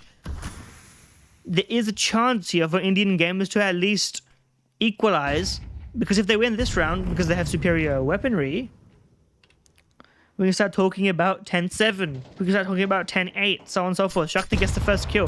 Rossi pushes in, gets 1, but no more. Well done to keep that level playing field. How can you get that? How does IFB to get a USP kill? He should not be allowed to live. And indeed, the trade is labored, but it's done. And now a 3v2, Fired Up's got a gun. So it's not as if God's Reign are going to walk away from this. Bobby's looking to get something, maybe to save, maybe to continue this exploration. Bomb goes down, Fired Up probably going for a spam, I would imagine. Just looking for a boost, maybe. Nobody's looking at the smoke! Nobody's looking at the smoke as it clears. The protocol is just absent. Hitman, he just isn't ready for this wide swing, close range, and Barbie blinded, but not really. 5-7 instant headshot snaps to his head. An Indian game is, it was so well done, except for one minor detail. And when you're going up against the best in your region, those minor details accumulate in every round across every series, and it leaves you wondering, why can't you beat them? It's because they just have some fundamentals a little bit better. And as the smoke fades, no presence known, 2 kills there is just unforgivable. And Indian gamers are going to be feeling that one. They're going to be feeling like they had a real chance to win it, and now Lambs for the slaughter. Rushing through utility. Hitman at least gets 1, and he gets 2. He's going to need more than 2 though, unfortunately. He's got the AK in this round, and he actually does get 3. You know what? He heard my call to action. And Orion has a helmet, so he can pass that AK over and let the Tech 9 run in first as the lower health player. It's actually just going to play instead, and that could have cost them major time. There was no reason to do that. Maybe trying to find a little bit of an advantage, but now it's a 2-on-2. Bomb is actually able to be planted, but what are you going to do with this positioning? Oh, 1 minute. He's going to go for the major play. No one's going to expect it. Finn is going to think that there's no chance. He just needs to get tucked in. If he reveals his position here, it's going to be over. But knife out. If he clears his angle, there's no way. He's playing even more. Knifes him, and now you really have to get him. You really have to get the bomb down now. Smoke imperfect, but bomb separated. And Orion gifted a major chance and opportune timing. He's got a nade to clear a smoke, and Artubito does have one. And he goes for the peek, and Artubito is watching it, just walking forwards, waiting for a duel.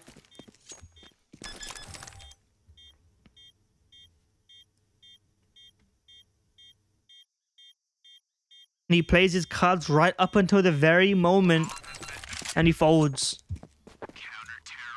And so God's Reign 12-5.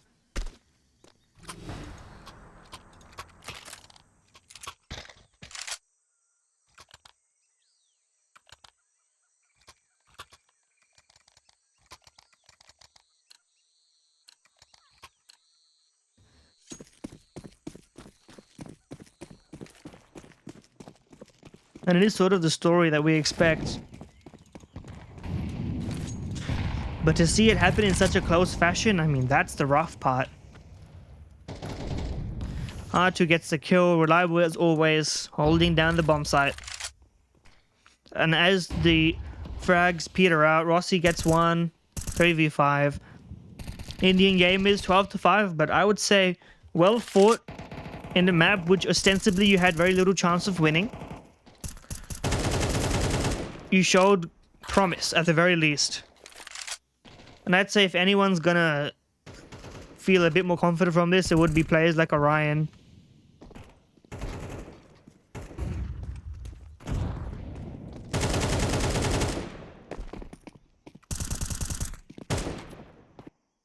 Bomb in his back, he gets 1, it's a 1-on-5. And if he wins this, he really should be promoted to a different team, that's for sure, but dreams aren't made every day. At the very least, they don't come true every day. And this one isn't. 40 seconds, 104. God's Reign against Starboys will be our grand final, and I'm looking forward to it. It's a rematch from 2 Masters ago. But they also met in the final. And indeed, God's Reign will be your semi-final victors. Go on to face Starboys. And we're looking forward to seeing how that goes. All that and more will be coming at you after a short little break. Don't go anywhere.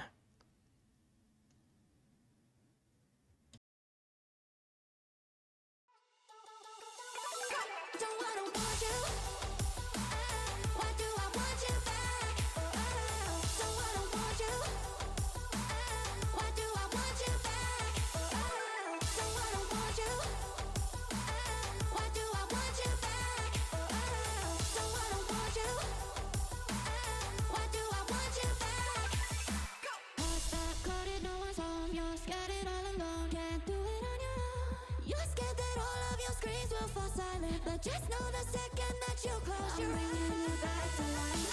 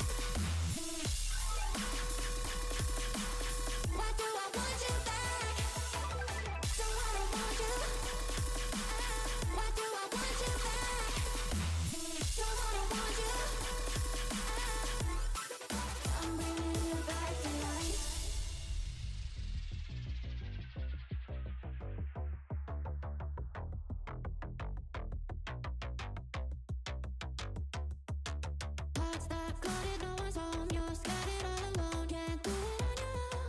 You're scared that all of your screens will fall silent, but just know the second that you close your eyes. Don't wanna want you. Why do I want you back? Don't wanna want you.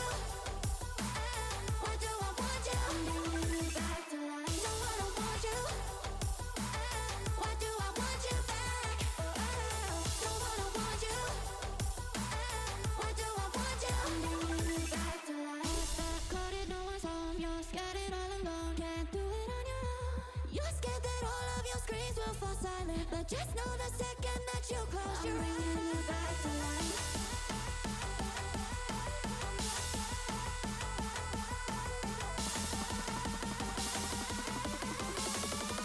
I'm bringing you back to life. Don't wanna want you. Why do I want you back? Don't wanna want you. I'm bringing you back to life. Don't wanna want you. Why do I want you back? Don't wanna want you.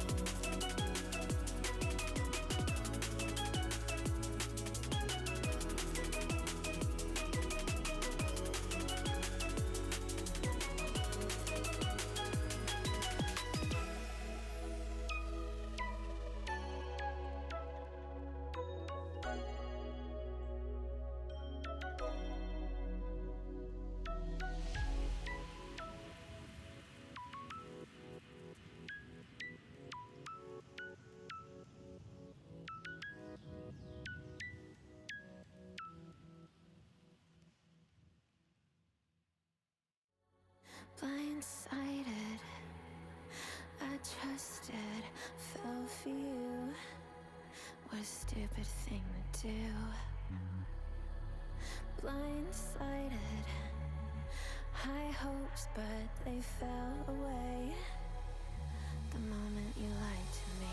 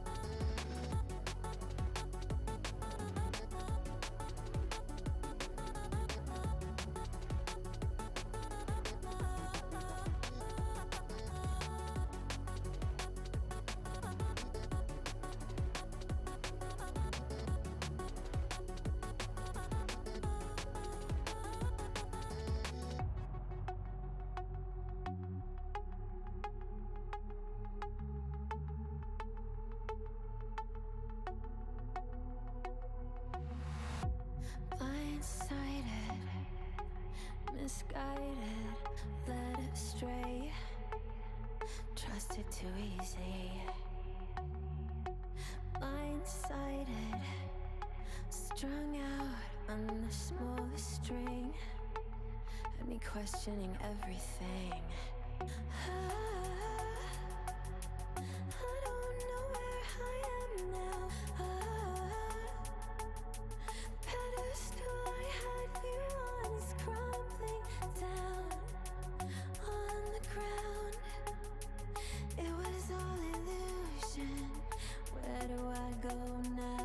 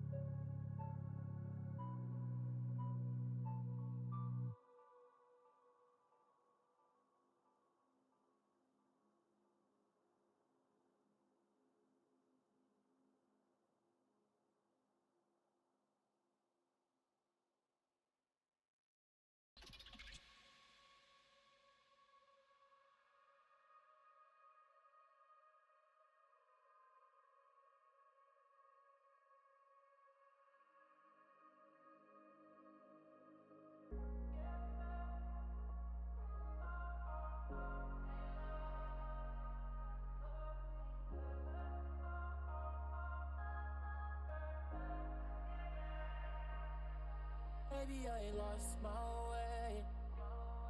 Maybe you had gone too far. I had nothing left to say. We had left ourselves in the dark. So tell me this, if we left the peace where they fell, will we have a lot to lose from lying to ourselves? All the times you said to me, the feeling that you felt, we lost it, we lost it. Can we get back the love we had? Get back the love we had? Or are we in love with what we lack? Get back, to get back.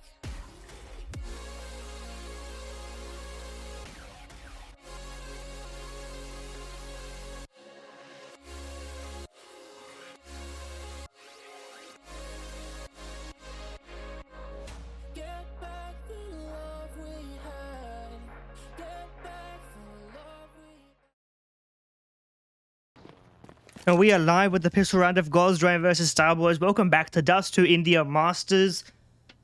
I'm backpackbrain and I'm taking you through the grand final best of 3 Ghostrain versus Starboys. Winner of this takes home the lion's share of the cash prize, $1,500, as well as, of course, bragging rights for being the best team in the region. Starboys of that T side, we've got Mirage as our first map.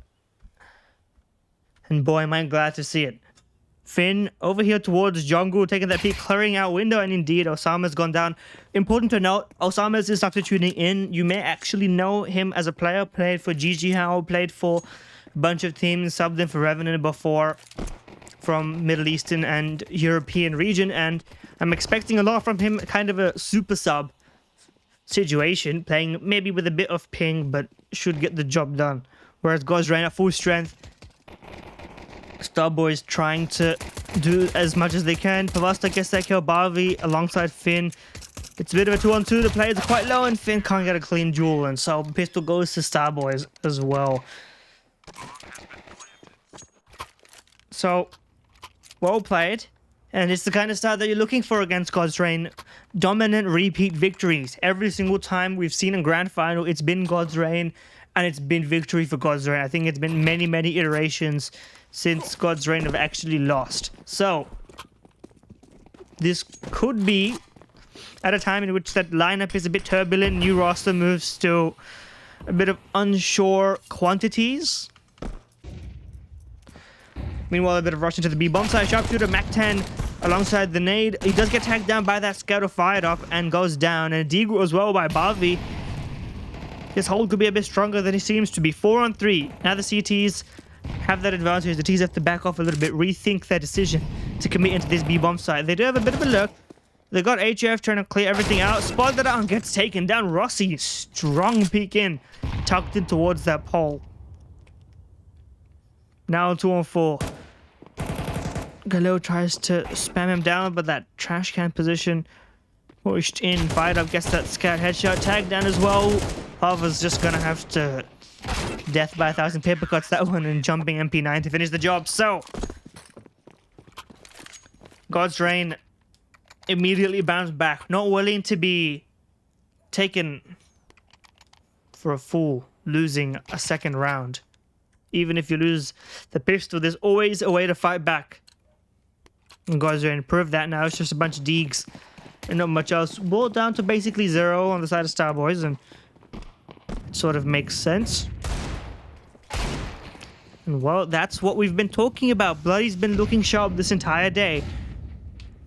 And through the smoke, Osama's could look for another pick, and indeed he does. One dig onto Barvi, spots the player towards stairs. It's 3-on-3, but it's a tense 3-on-3. Bomb is still in spawn, so it's a 4-on-3 actually. Osama's is just very low on health, and HF picks up the gun. He actually gets the kill. This is looking very dangerous. What was otherwise a very much clear-cut affair. These deagles, and now the gun on the other side. 70 ping, doesn't matter. And he goes for a further swing. Now it's down to R2 in the clutch. 104. No kit. This will be monumental if he goes for it. Tags down one player, but I think he's realizing that there's just too many angles to clear, not enough time. Shot in the back. Shot in the head. Best to save. But he does make his retreat known, so the hunt is definitely a possibility. At the very least, they'll be playing to contain and try and execute him later on in the game. So, Star Boys once again fight back, and this is gonna... If this is gonna be how this map plays out, I'm all for it, because it's been nothing but God's Reign dominant victories. I don't even remember the last time that they actually dropped a map completely. So, if they can start down a map, we can have a real conversation. The problem is, I think there needs to be a 2-0 from Star Boys, because if it goes to Anubis... you know what? Star Boys actually had a bit of a better Anubis than I thought, so this could be a close series either way. These are some of God's Reign's best maps, bar Inferno, but it is also a bunch of maps that Star Boys are confident on. So, all things being equal, we could see a lot going on here. Hold on a second, there's a bit of an aggression here. R2 drops down, he's looking away. Osamas gets 2 free kills. Utility catches him off guard, and Osamas gets 3. The A main plot absolutely demolishes God's Reign on a full buy round, no less. Fired up. Re-peeks into it, but it's not a clean duel either way. And I mean, we've never really seen God's Reign just actually be outclassed like this. Could this be the day? Could we actually be seeing the Titans of God's Reign fall?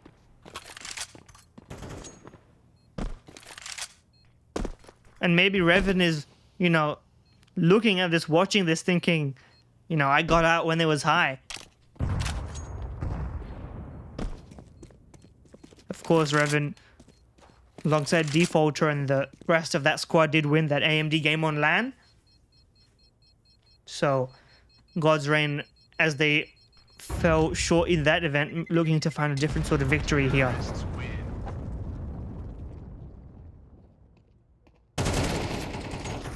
Rossi manages to save that AK away. So, 1 to 3, no guns in this round. It's just going to be Rossi trying to maybe push mid, push unders, do something interesting. He's got a good mid spawn, so I think that is going to be the play. We're going to keep an eye on him, see what he does. Maybe drop straight down into unders. And indeed, that is exactly what is going to happen. He throws that smoke, but actually fights towards mid instead. But the utility is not good enough to fish him out. If he peeks forward, though, there are eyes ready to receive him, but he's got a good timing. Doesn't get the kill, though. Osamas and Bloody actually are going to be the ones to clean up the frags on the other side, and now it's just a bunch of USPs getting taken out. Finn alone in ladder room. There is a player who's not really ready for it, and Osamas is a bit lax on that one. Picks up the AK and runs away. Finn is free for now. But they know where he is, and so as the bomb will go down eventually on the A bomb side, the hunt is already beginning. Maps closing in, walls tighter and tighter. He's got no armor as well, so as soon as he gets a bullet shot at him, it is all over. So it's gonna have to be, you know, off angles and headshots if he wants to win this. And by win, of course, I mean keep the AK. Swaps into a gun with less ammo, I believe, and it doesn't seem to matter as it gets taken out anyway. So, nothing saved, but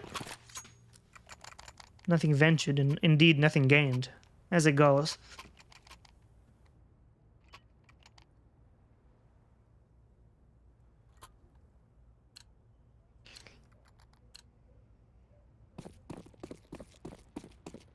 And I mean, in my opinion, all eyes on Osamas as he's kind of entering the Dust2IN Masters as sort of an outsider player, not really playing the region.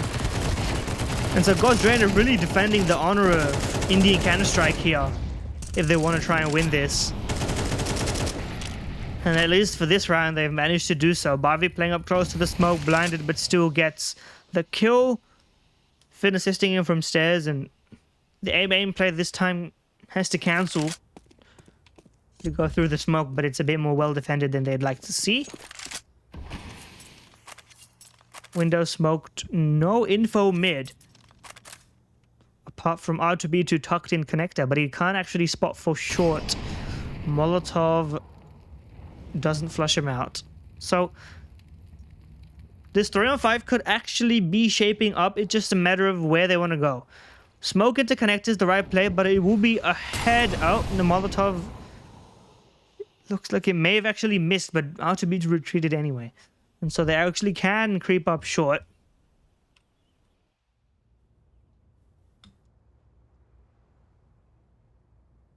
If you'll allow me to give you a little bit of a view on this one.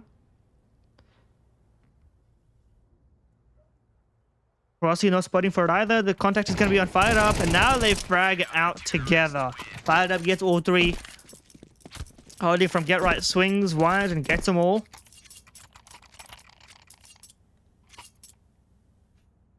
No up yet from either side. Money's just not been there. And Fired Up is very competent on the rifle, having done so while Revan was in the squad, primarily rifled, although did AWP for a while near the end of it, while the situation was internally maybe falling apart a bit. And Fast Out mid is going to be the core utility, exchange both ways, and it actually stems the flow just a little bit, not opting to smoke behind top mid, instead just waiting it out. But there's not actually going to be a push, so those nades have gone to waste. The reposition towards a more standard hold, towards short, towards connector, populating the site itself.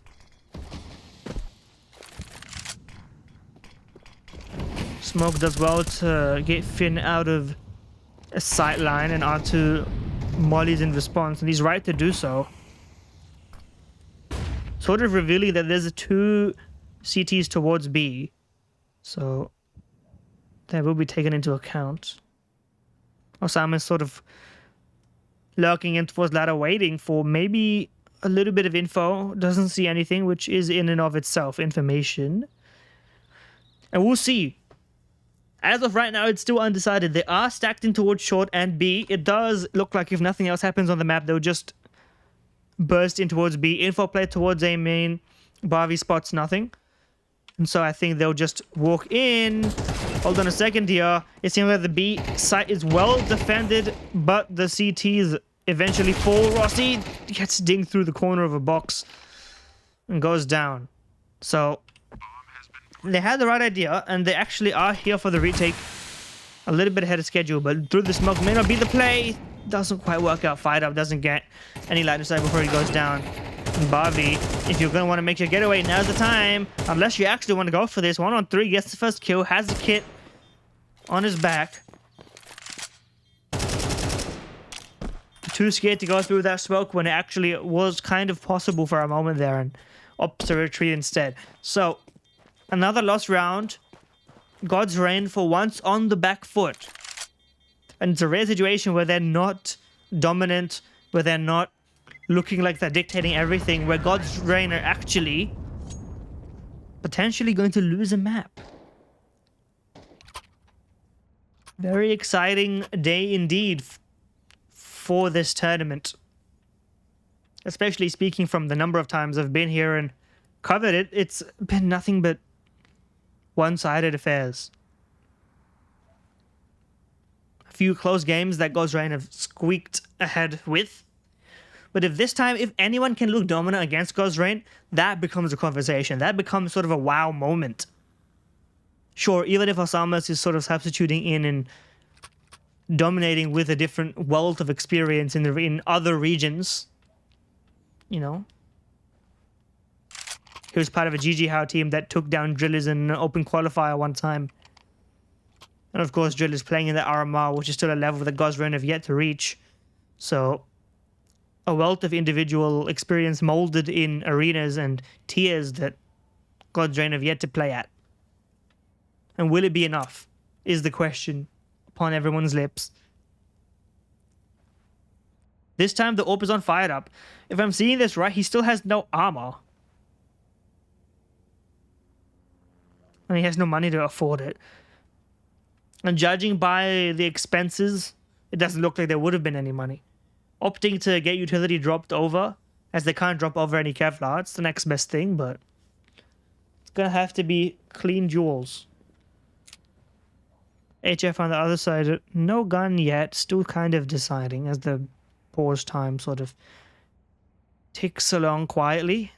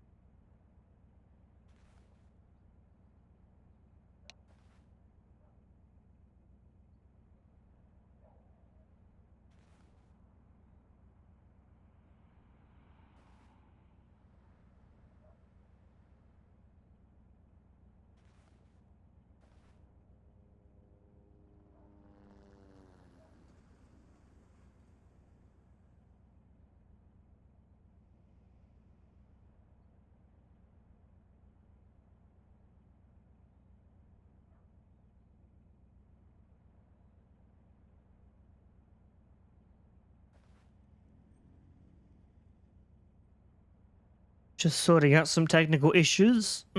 In the meantime, we're talking about the route to victory for Starboys. Ancient, I think, is still their best chance, even though Anubis is possible. It's more possible than it's ever been, but if you're considering sort of a puggy map, sort of where Osama's can just slot in and frag out, it would have to be a bit of Ancient, although Ancient has its own tactical, you know, abilities as well. It has to be the easier sort of plug and play between the two, where you can just put him in, you know, send him out middle, push him down a ramp, let him know that he has free reign, flashbangs, and utility, but that's already happening on Mirage. Similar sort of vibes. Smoke dropped over, and we'll see where that orb takes a peek. Holding passive towards CT, probably for the best, considering he doesn't have Kevlar, so any stray ding in middle is going to be to his detriment. Aimlessly jumping around in the smoke. Barbie trying to hop over towards short, and he does manage to do so. Nade to clear the smoke, spots a player but can't commit to the fight, tags himself, and Osamus is also quite low. Interesting smoke lineup there towards Palace. Power Star is going to see that one come in. Is actually going to lurk out. Hold on a second. Can this actually decide the round? He's down the ladder. And indeed, Fired Up goes down, not expecting it at all, and now the A side is completely open. Fired Up was relied upon to solo hold the side, but threw the smoke down the ladder, and now through the CT. Now that's not pretty. Unnecessary, but kind of a moot point at this stage of the round, unless Orossi can get a kill for free in here. R2 smoked off, trying to rotate through mid. And Rossi's being watched, and indeed is gone down.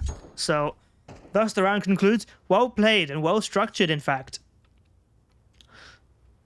Not to compare him to sort of a much more talented player. Bit, of course. Well known for lurking out. But not so much down the ladder, more so out on the scaffolding itself and taking those peaks. And Osama's, while he may not be necessarily carrying with a multi-kill every round donk style, I mean, 141 ADR is kind of carrying, but that aside, if you can just have a reliable player that will always get you a kill, it frees you up tactically in ways that is just hard to describe. You know what I mean? No matter what execute you call, no matter what sort of round plan you have, in your back of your mind, you just have this reassurance that you have a player that will always find that impact. And Ghostrain, I mean, well-timed timeout. You don't want things to get out of hand. This round, perhaps not the right way to do it because you don't have an exact plan for this one. Fired Up, maybe hoping to get Kevlar behind that orb next time, but it wouldn't have saved him, I'll tell you that much.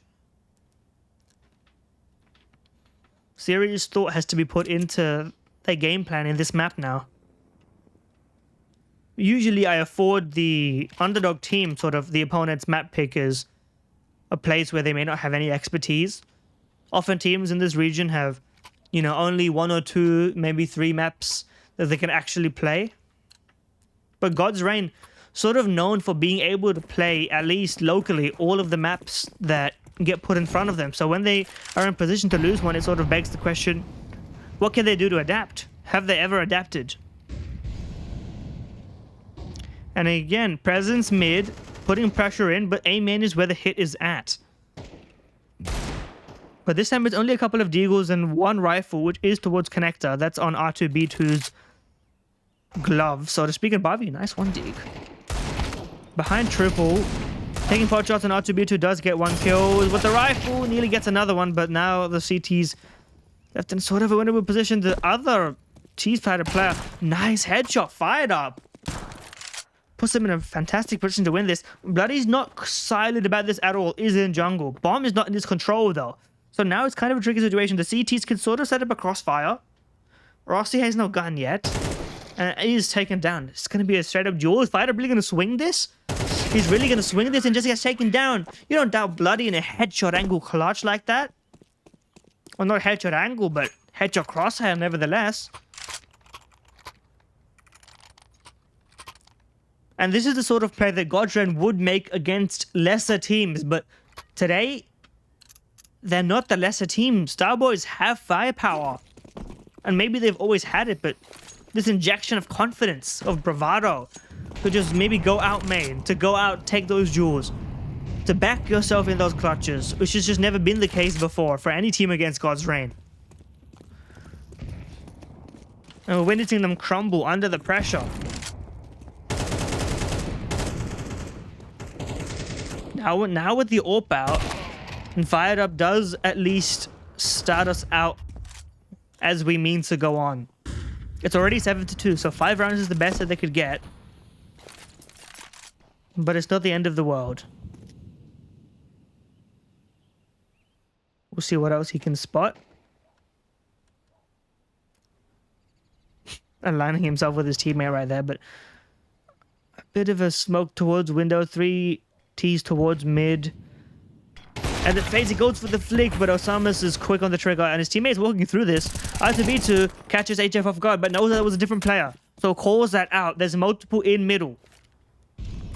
And the T should realize that that's been revealed as well.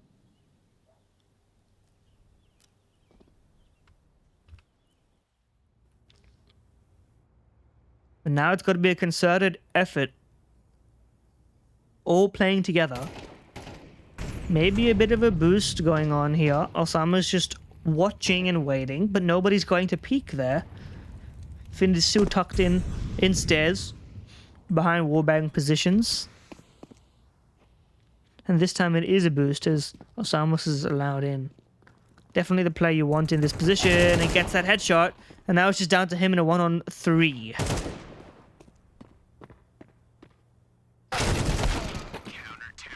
Too many angles to look at, not enough time to look at them all. So R2 gets that, and 3 alive is also a great sign. Builds up the economy, which has been rough this entire time because of all those rounds that have gone in the way of Starboys.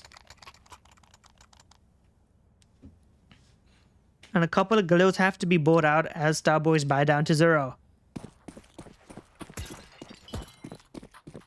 And we'll see if they bring a different sort of wrinkle to the rounds that we've seen here, but limited utility means it's going to have to be a simple play anyway. Nade in, Osama's flubs the spray a little bit, allows Finn to spray him down through the smoke, and this time around, God's Reign looked more like themselves.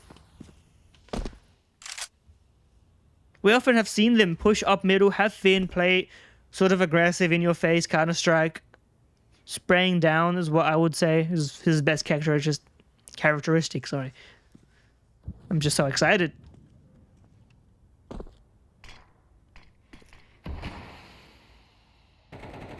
And another 3-on-5 that Starboys are going to have to navigate if they want to at least do some damage.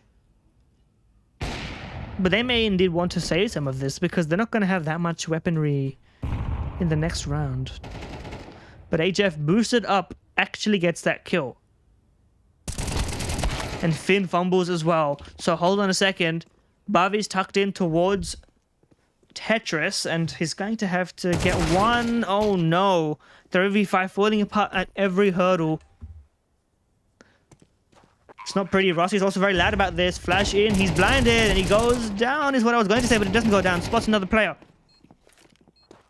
Now it's a 2-on-2. Picks up an AK, but that was also got 5 bullets, so you're going to have to reload anyway, my friend. Rossi's low. He's heading this as a player up on top of triple. When will he show his headshot angle? And indeed he does. Bavastar gets 2.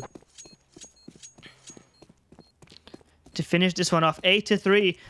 And it's been 93 scorelines in favor of the dominant team, and Starboys doing it to God's Reign. I mean, this is very monumental. For those of you watching who have not necessarily seen this happen before, who have not been familiar with Indian Counter-Strike and what this means, God's Reign at this sort of deficit in rounds has pretty much never happened.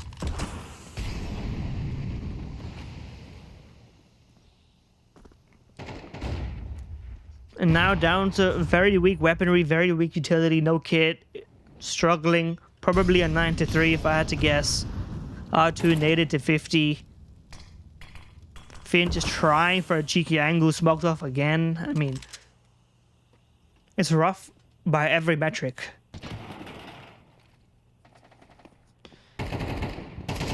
And I mean, listen, you break that vent open, he actually realizes what kind of play that telegraphs, but doesn't take advantage of it just yet.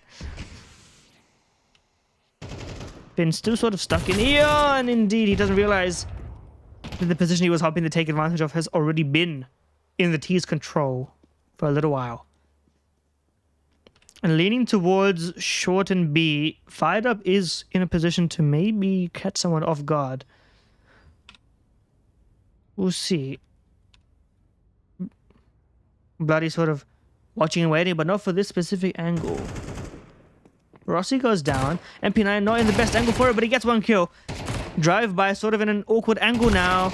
Does get flushed out eventually, but has done his damage. And now Barbie water sprayed out. Instant headshot. And Fired Up finishes the job. So 8-4, actually managing to recover in what was otherwise a difficult round to win for God's Reign. So you have to give them credit for bouncing back in a circumstance which was otherwise, you know, not winnable. But, I mean, come on. We could be witnessing a very different set of circumstances to what we're used to.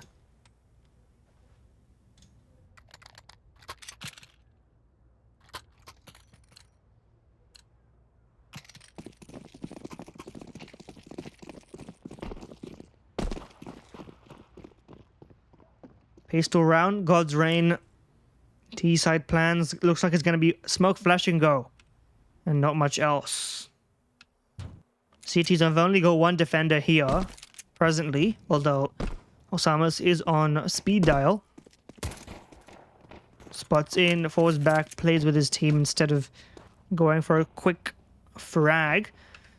And it's going to be in his favor. As he gets one sort of playing a bit of a game of chicken. Will he drop down? Will he not? Fakes a drop down, goes back up and gets another kill as attributed trades his teammate. And he does go down eventually. Position noted, but there's another player in here. Will they be ready for it? It looks like they are, and Finn with the P250 gifted to him by Barbie does take that frag, but HF also does get one. He's got a kit, which the CTs have invested into, so it becomes a question of, do you go for this now? And how do you approach it? Smoke kit. Sounds good to me. You need time to get that one down, and he's been allowed it. It plumes, but he gets headshot before we can try and do any shenanigans. And so God's Reign start the trek up the mountain, make a bit of a comeback. Instant investment into a force buy, or at least Osama's buys a deagle. I mean, that's the kind of confidence that you can only get when you step into what you perceive to be, you know, maybe a weaker region, maybe a team that you can individually win against. And we'll see what that deagle can do. But God's Reign can surprise you. And Finn proves me right. Swings, poison presence, guess that glow insta-dink. That's why I would call him the Indian Nico, although he's in playstyle maybe a bit more of a Ema style player with a spray down, or at least Counter-Strike Go Ema. But, you know, maybe that's a bit of a niche. The streets will remember the Blast Paris Major Ema. USB stacking into B, collapsing one by one. Spam down, naded out. For a moment there, an opportunity, but Rossi diligent, having a bit of a laugh there maybe. And the deagle falls. So, God's Reign make good on that promise. Nobody actually dies at all. So, money is also being built up. Bit of a bonus round for the T's. And he actually opts to drop the MAC-10. Which makes sense. Since you're not ahead, you kind of need to win every single round. There's no point in having a MAC-10 if your game plan doesn't allow for it. The Galoo's is sort of acceptable, but the MAC-10 maybe not so much. So we'll see what strats God's Reign looking to take advantage of to pull this one back. Barbie, once again, no stranger to running the gauntlet towards middle, being very aggressive. Can he sneak into connector here? It looks like that's the plan. Hold on a second, this could be the game-winning push. And he gets the kill, although his teammate is sacrificing the process. If it was a bit faster, then Bloody couldn't have got that frag, but that's the price you pay for a bit of a whiff. Nevertheless, the A bomb site has been Molotov, smoked, fragged out. And in all respects, Godsrain have control over it. Oh, the smoke clears, but he doesn't actually swing. Bomb goes down. He could have actually, if he had committed to it, been gifted a sightline, but just in time, bomb goes down. Barbie escapes. All three players towards CT. It's an MP9 to get a dink in towards Finn, but I mean, they're actually going for this.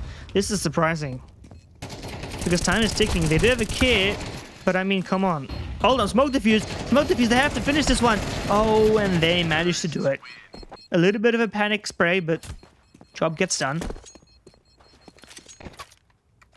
And I mean, usually you would save in this kind of circumstance, but Starboys may be a little bit over-eager to push the advantage while they have the round advantage, but think about what it does to the overall framing. Think about what kind of rounds and opportunities you have in the half. Hold on a second. Speaking of opportunities, we've got a couple of 1-digs going on here. And by a couple, I mean one, because there was supposed to be more, but Starboys couldn't get it done, and I say that with bated breath because Osama's is still alive down here. Tucked in, underpass, hiding and waiting. Hasn't revealed his position just yet, I believe, so could get one frag, but nobody's headed his way. Gets one kill, hold on a second, gets another kill, gives it opportunities.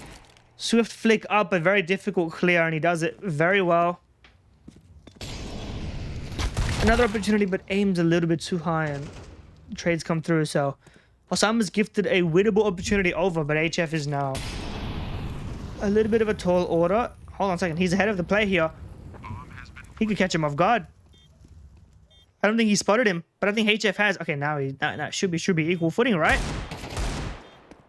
A different gun and maybe HF gets the kill there, but the deagle makes him a bit too scared to push forward. And now Finn should be covering from all sides. What I'm going to say, bomb is not planted for him necessarily. He could just stick defuse this, but is he going to? Now there's no time. Now it's over. He doesn't get the kill anyway, but plays assuming that it's a short hold and Finn's patience rewarded, albeit look at the investments and look at the way the round turned out. Godsrain happy to at least escape, but it's still a full buy that Starboys have now.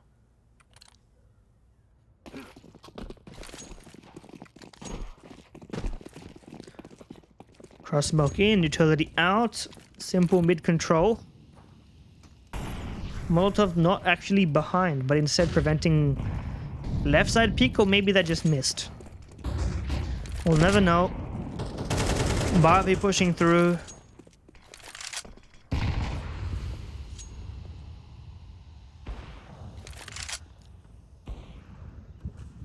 And once again, sneaks through. Tries to take advantage of it and continues to sneak through. Is actually going to go to jungle. Oh, never mind. Takes his blessings and actually flashes his team through into a ladder room. Nobody's there, though. Instead, a duel towards short. HF wins it. Manages to fall back as well. Tucks himself in the corner. As the T is regrouped towards B itself. But B is the better defended side right now. So this may not be the fight they're looking for. An HF headshot aim. R2 never stood a chance. The utility's just not there to flush the CTs out of this one, so they're not going to actually win this. Too many angles fired up now. I mean, listen, this is going to be rough no matter how you slice it.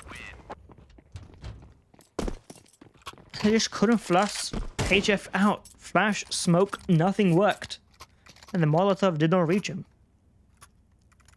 And just as Godsrain tried to get a lead on, Starboys take it right back. Osama's leading the way, but Bloody, of course, second in that chain.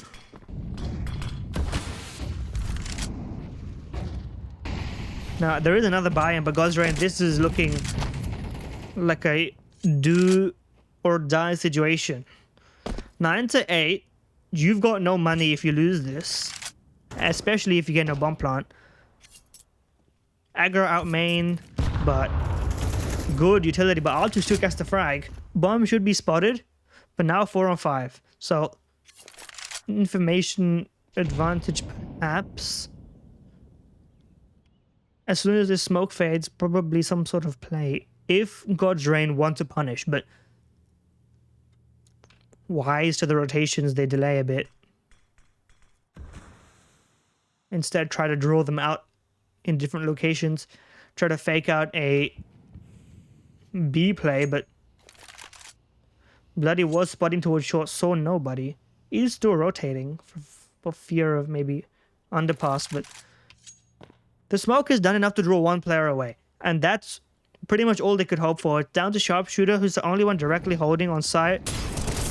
Gets 1 kill, but the Molotov forces him out and he dies. HF tucked in the corner, position noted, still gets the kill though. You can't let him multi-frag on you every single time. Every so often, you just have to either respect it or force it into a different engagement.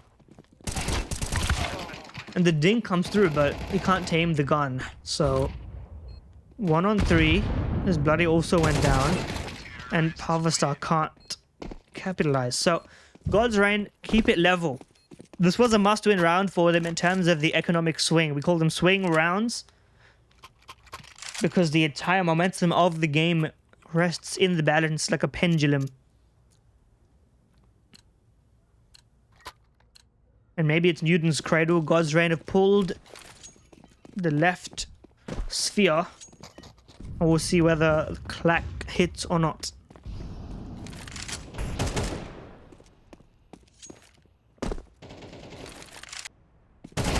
Barbie spots 2 players pushing an underpass. He's lucky to get 1. No presence towards B for the rest of the T's. And that information goes both ways. God's Reign, no, they can't go B right now. But Starboys actually have to make concessions on the rest of the map to make that one work. And Ross is trying to take advantage of this before the rotations come in. Smokes, I think that was a double jungle smoke, so that's going to cost them. They needed that smoke. And maybe it doesn't matter if they just can't win the aim duel anyway. Ross is out in the open, gets swung. And I mean, they've got nobody to blame but themselves. Just a bit of panic. Now you're living fired up and Finn. Some of the stars of this roster, but it's only so much you can do in an unwinnable circumstance like this.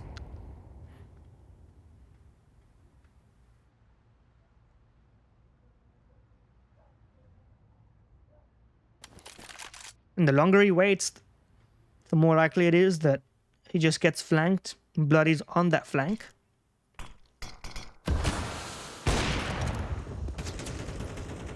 And looks like he'll be caught completely off guard. Orp lost.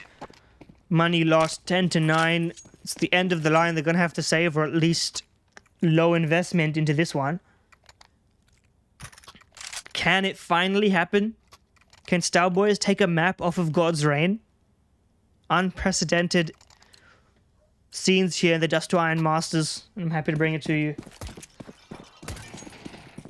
We're here every step of the way. Not even a Tech 9 force buy or a low buy. Lost bonus no build, that's why. Because they can't afford to do so. Nevertheless, it's going to be a blind pistol play. This jump spot, it's a bit too weak. Hold on a second, you're going to be overrun, my friend. And the pistol doesn't even need to be that accurate. You can just go for it, but they are already robustly defended in the meantime. HF gets 1. Location spotted. Spray's not as clear as you'd like it, but he does get the job done. Hold on a second. Fired up Glock 1v3. This would see a serious miracle and a serious embarrassment, but Osama saves them there. Quick on the retake from market into sight. Gets 3 frags overall. And now is the final call. God's Reign, even if they lose this one with the bomb plant, it's not going to be pretty money-wise, so this is the fullest and best chance they have to put a win in. What's the plan? What's the round-winning call? Rossi and Barbie together. Minds of this team. Roster move made. Partially to get Revan out, partially to get Rossi in. Some of the best brains in Indian Counter-Strike have to come up with a round-winning call Finn tucked in, but are they predicting it? It looks like they are, but he still gets one frag. He's stuck in here. Nade out, but he escapes. He calls that bluff. He says, you're not going to hold me. You're going to nade me. You're going to think I won't peek. But it doesn't matter if you just let Osama's multi-frag up on top of the stairs. Through the edge of the smoke. Knocks their heads off. And what was previously a winnable advantage with Finn low turns into a desperate, desolate destruction. A dismal disarray of frags. And Fired Up goes 1 for 1, but Finn is still alive, and oh, this is just not pretty. And it needed to be that clutch from Barbie that just doesn't come through. 12 to 9. Mac 10s, Tech 9s, whatever you got for us, God's Reign.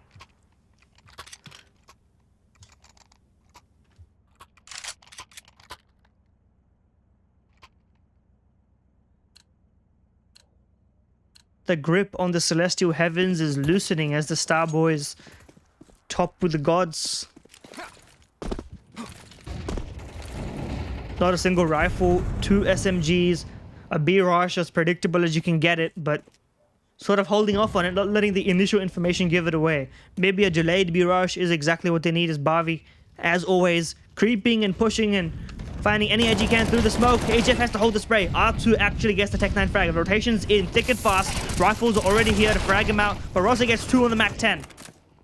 It's Osama and Sharpshooter in a 2-on-4. Do they save this, or do they go for it? Knowing the weaponry should still be on their side, more or less. And I say that, but they've got 3 rifles on the other side. And now they're in post-plant situations. It has to be a save. As much as it hurts, as much as the money is built up a little bit on the side of Star Boys, unless they go for a ninja defuse with a smoke kit that they can do, that they do have in their possession. I was like, what's going on here? 1 kill's been gifted. 20 seconds on the clock. They have a kit. They can still go for this if they are given the opportunity, but don't let them in. Don't gift it to them. It's not like you have that much money. Finn gets the kill. Going for the hunt through the smoke. Doesn't clear to his right.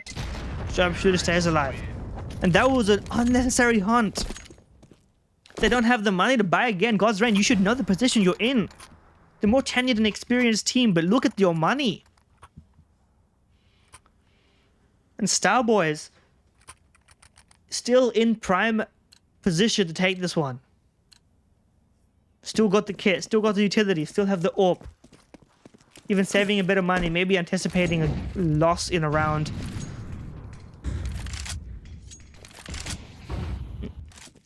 And Barbie, I mean, if you're going to play solo towards mid every single time, at some point, they're just going to think of you as a known quantity, but the AWP misses its first fight.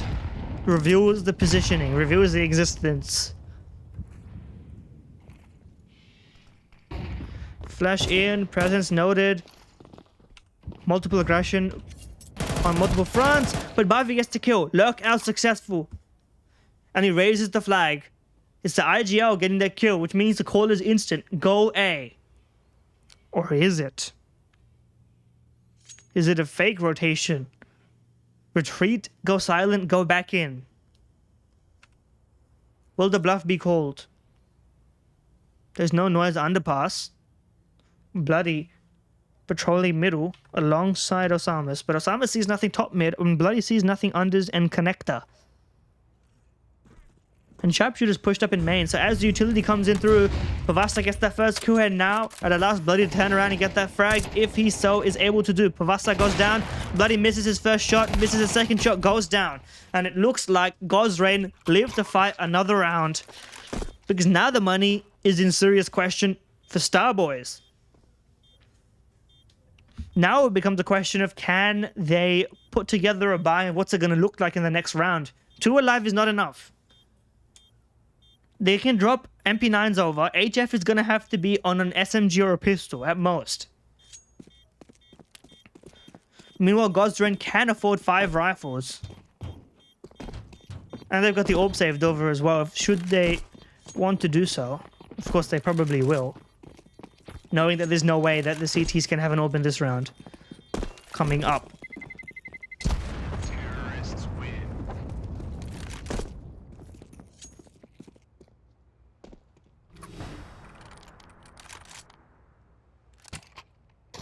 Smoke dropped over, fired up, takes it. The rifle is indeed dropped over. And Pavasta playing on a 5-7. HF is given the gun instead. Said, know your place. I am the rifler here. And this time it's not Barbie in middle, but it's actually Finn to patrol. But still presence at least being feigned.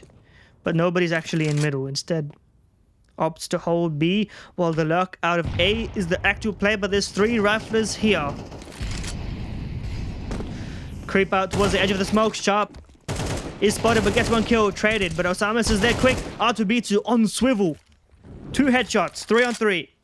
Weaponry advantage still hangs in the balance, but towards God's Reign, while the health is low on R2. And it's a matter of swinging. Buddy gets that kill. R2, they're calling on you once again to get that trade. Flash in, it doesn't blind anybody. 2 CTs gone, and it's a victory for the side of the Star Boys. 13-11, staving off the comeback. God's Reign go down a map in the grand final for the first time in God knows how long. Can a Star Boy take down a God? They've put the first peg in it. Can they hammer it in? Is the real question. All that and more will be answered for you after the break. Don't go anywhere.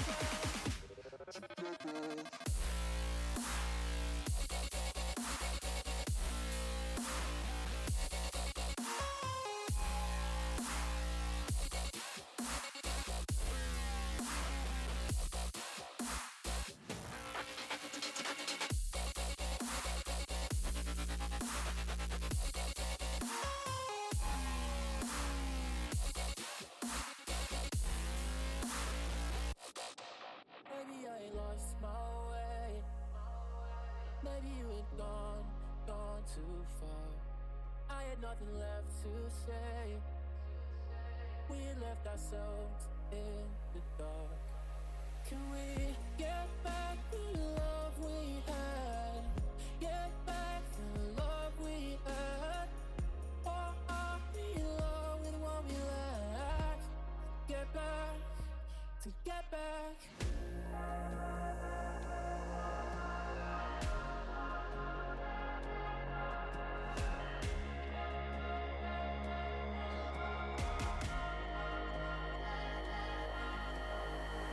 Get back the love we had. Get back the love we had.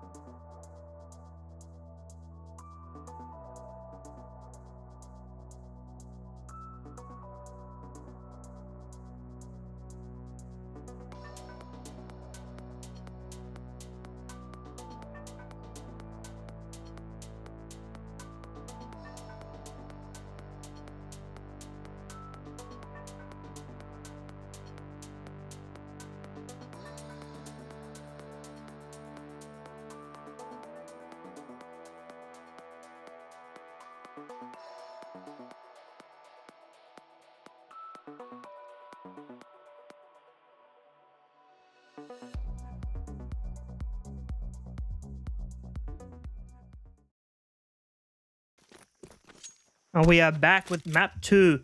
In surprising, shocking fashion, we're on Ancient with Starboys up a map and up a frag in the pistol round. Starboy starting on that CT side, of course. This is God's Reign's map pick. And should we be so lucky as to see a 3-map series with God's Reign in it? Because it was a 13-11 that looked like God's Reign were making a serious comeback. And Sharp is looking like he's seriously on point. Alongside Osamas, who of course carried that first map. Real strong rifling performance from him. Spray downs, one taps, entries, you name it, he did it, and it's gonna help Starboys in this series for sure. The super sub waltzing in, trying to win this grand final.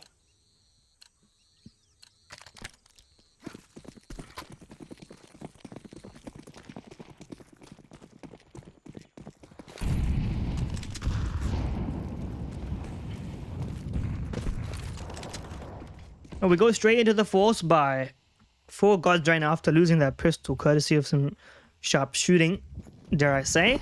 Fired up, can catch a cheeky little timing, and he actually is right in the right position. Gets the ding, but doesn't get the frag. It's on Osama. It's a very valuable target. A lot of CTs to shoot at. He gets one, and he gets another, and he knows that there's still another player alongside him, and Finn, jumping Tech9, gets that job done. So, Tech9 force buy. Exactly how you want it to go. Well executed and well planned. The routing was perfect. And this, I mean, if you were here earlier in the day, we saw some truly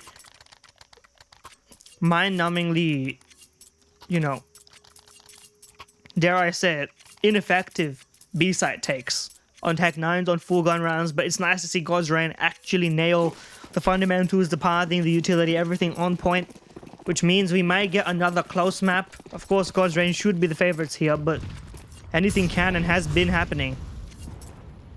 Flash into cave. Pavastar there to receive with a deagle. Ball down to 0 yet again. The force by wars continue, although this is anything more than a pistol or a couple of frags, I would be surprised. Weaponry is definitely on the side of God's Reign on this one. No one dig this time. Never mind, Bloody actually is still sharp. Nearly got another one there. HF also given another opportunity. 2v3, it will take a serious lapse of angle clearing or multi-fragging from the CTs to change that one.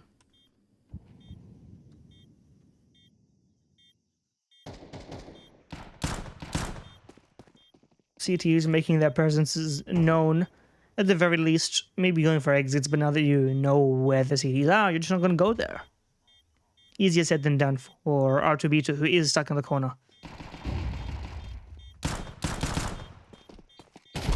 Sharpshooter grabs an MP9 and dies, and Osamas tries to trade and also falls victim. So, no survivors, but that's okay. It was a force buy with a couple of pistols. Maybe would have been a bit better to save it, but clutching at straws here. And God's Reign take a lead, finally. It's been so long since they managed to do so. Or at least comfortably speaking. Although we're anything but deep in this map. Anything can happen. I'm of the view that it needs to be a 2-0. They want to do it, and USP rush into A main is very fruitful. You're given a free A gave your troubles. If anything, it should have been the Mac 10 holding there. Holding solo. At the very least, it prevents it from being a huge detriment, but the pack still continues to hunt. Running together, trying to make sure this AK gets retrieved. If anyone goes down with it, just grab it and run, so on and so forth. Sort of like a bit of a swarm.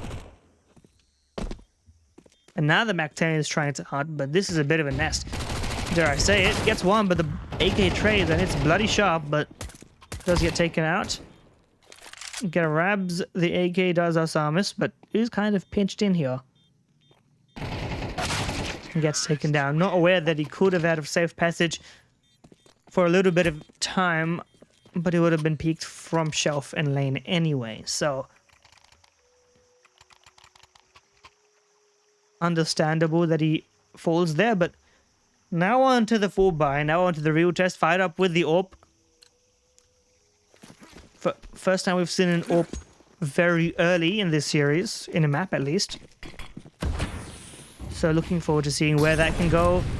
Pava misses the jump, but still gets the spray. No deeper utility thrown. The smoke not thrown. So Finn actually given an open sightline and still loses that duel. Now the smoke will lock them out. But they've actually lost a lot of space on this B bomb site in the meantime. When Barbie spots one, but the trade should be there. Buddy should not be allowed to get to there, but he indeed does. He's still alive for another one, potentially. And he's bought time for his teammates to come through, but fired up holds the line. 3v2, site lost, but retake possible. No kit yet. Already one down the ramp. Smoke is a little bit too late. And it's going to be down to an R2 clutch. He knows where one is. Gets that one kill. Realizes that there's a CT wrapping around. Needs the instant headshot. He's got 2 bullets. And he gets it done. That's what you're talking about. The perfecto of Indian Counter-Strike. I'm building the narrative right here, right now. Reliable. Always gets you more frags than you think. Stat line doesn't reflect the impact. That's what we're talking about. And fired up, maybe the brokey of Indeed Counter-Strike. Sort of up and down on the AWP. Better rifler than you may expect. Etc, etc. You can build the picture yourself as well.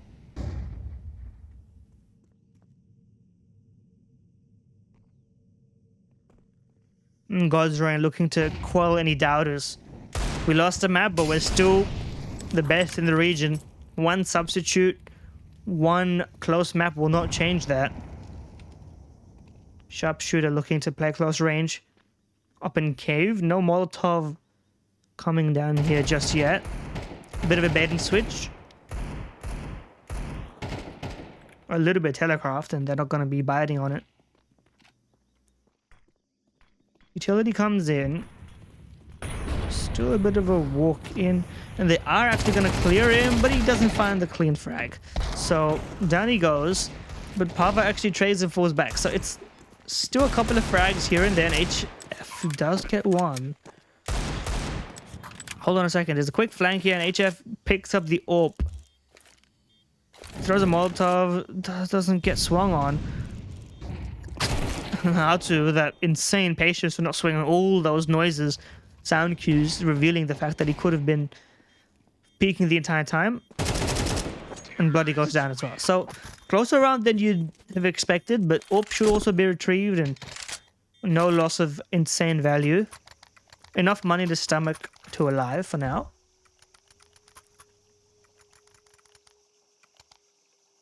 And maybe that first map was just sort of God's Reign not being ready on Mirage just yet. Although, of course, it is one of the easiest maps to be ready on, but maybe that game plan just isn't yet fully fleshed out. And I mean, you could see that in some of those rounds it wasn't all there, and of course this is the map where you'd expect everything to be there, and that is indeed the case. Only one CT towards Donut, as is often standard hold procedure, but he's going to be tested. He's going to peek out and realize it's not more than he bargained for. Good job on getting one frag. Pava goes down. Osamis takes his place, but the smoke prevents anything funny from going on. Bomb goes down in the right position, and he spams it down. It doesn't get planted. And he hears the T scurrying. Nade is actually in its favor, spots him out and realizes, but that smoke is only going to spur him forwards. On a time, he's going to go down, fired up, gets that kill. Now they know that he's the only one here that can focus all that attention. Fired Up actually gets the crucial frag, holding Osama's teammate, preventing Osama's from being that sort of X factor. Once you're the only one alive and they know your position, only one thing to look at. And the angle isolation. Well done from God's Reign.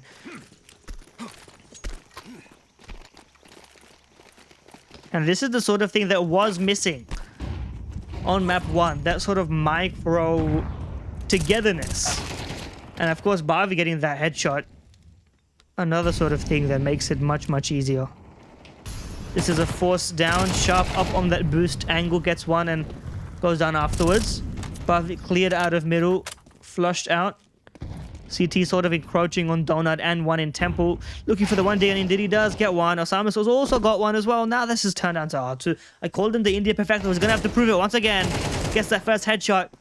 Snappy aim. Spots the second player. Oh, it's not pretty. He's going to have to do it again, and he can't get the headshot. Spray doesn't go his way. And Bloody's the one to tap him in instead. Picks up the AWP as well. So that's a big money swing. And drop a rifle over. If he wants to, he's not dropped it. Yeah, there we go. So 6-2, tactical timeout. Because that was a round that they should have really had penciled in. But just a second or two of confusion is enough to throw everything into disarray and chaos. Okay, can you... Trying to observe here, my friend.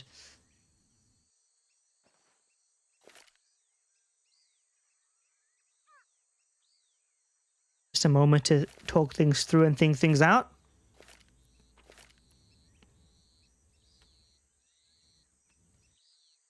And they've done a good job limiting Osama's, at least on the CT side. On the T side is where it could really find those entries and make a big splash into the bomb sites. But CT side, they've been sort of calling around everybody here.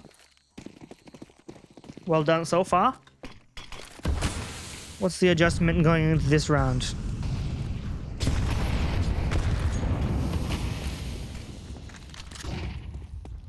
Sort of a simple delayed play. Barbie lurking, watching, and waiting. It's going to be Barbie and HF both playing on the same side of the map, and neither of them are ever going to see each other because of the lurk. Bloody goes down. Mac 10 is the one that died, and the AK is in play. Or the other way around, rather. All the players have rotated, but the bomb is not committed yet, and this is well choreographed at the minute. Just depends on how long this takes. This rotation, R2's got the bomb and he's bringing it towards A slowly. It's HF tasked with that, but HF only has an MP9. So if this rotation is being controlled, if Barbie can actually hold this here, he's not got an angle, but he's got info, and he knows that there's a rotation in. At least one more than what was previously the case. And this is taking quite a while now. They're being quiet about this because they don't want to alert a donut player. But the fact that they're being so quiet about this has allowed the smoke to come through, has allowed the rotation to come through, has allowed Barbie to be taken out from behind as Osamas rotates as well. So what the right play with half a second to spare becomes the wrong play. He hits someone with the smoke and HF gets the kill regardless.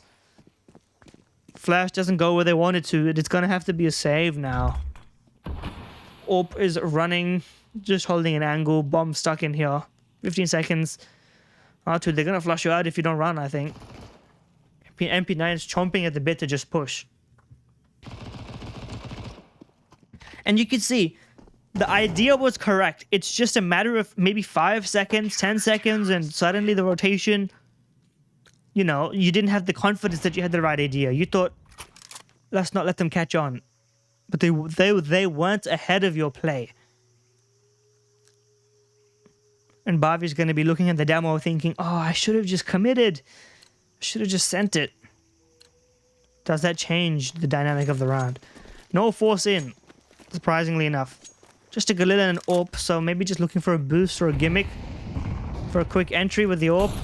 No jump up on shelf. In fact, very lax on mid presence. Starboy sort of adapting to the way that God's Reign have been playing it. If you're going to send Barbie out alone, we're not going to expend as much energy. And then God's Reign in turn have sort of let Barbie play elsewhere with the pack and a bit more of a slow lurk presence in both sides.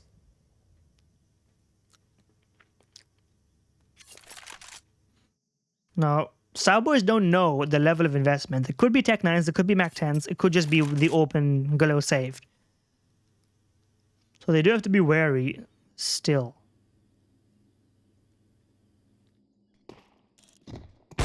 Orb had the right idea but didn't hit the shot, and now the rotation is going to come in a little bit more strongly. The utility at the very least pushes on through. What is going on here?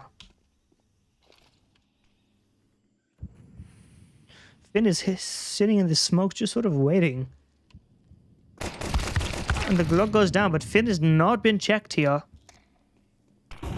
Flash in, but smoke's going to fade in a second.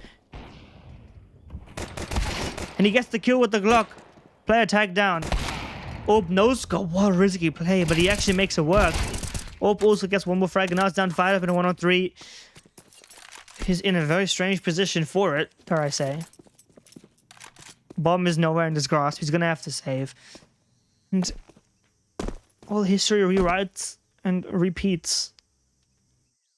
God's Rain 6-1. They were in a good position to do so. That's a very important kill because of the money situation right now. It is going to mean a different kind of investment. It does mean full wipe of the assets next round could be bank breaking, where otherwise it may not have been. So that kill is important. On the flip side, killing the AWP was also important, so it's kind of a risk management situation, but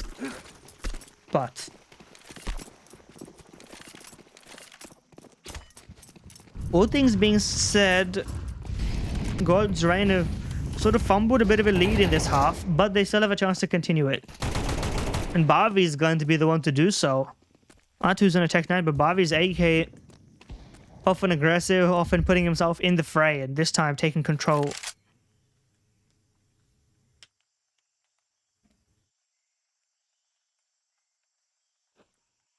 Now on a 3-on-5, how do you avoid fumbling this?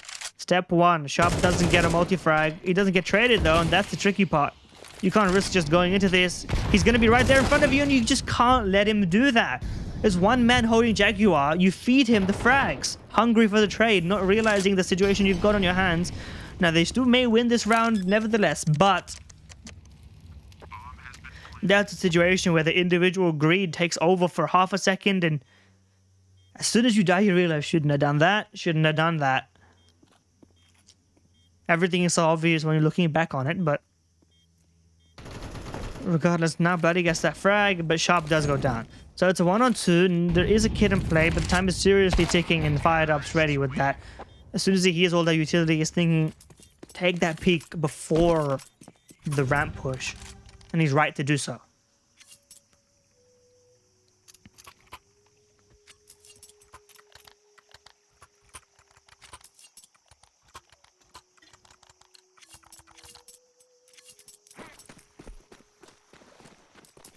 So it's 7-4, could be an 8-4 half. Money's pretty rough in this final buy, and so, as I said, concessions, MP9s, and a 5-7.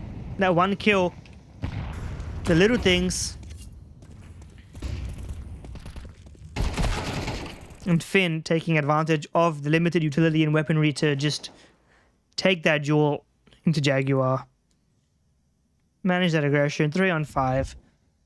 And this should be an 8-4 half. God's Rain, they do well to keep that map pick looking fairly dominant. There was a moment there where it looked like it could tip and be a 6-6 half, but not the case. And the only player left near the action is Rossi on this. Flashed himself into his own death on that one. Mac 10 hungry to finish this round. No saving, of course, it is the final round, so these guys are kind of just awkwardly sitting in here, no kit, no nothing.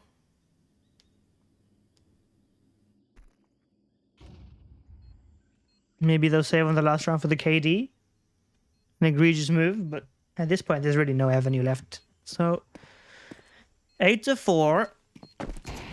Well played from Fired Up, well played from Finn. I think Barbie as well, although the stat line may not reflect it now. It's getting close, but that's because they know that there's no time.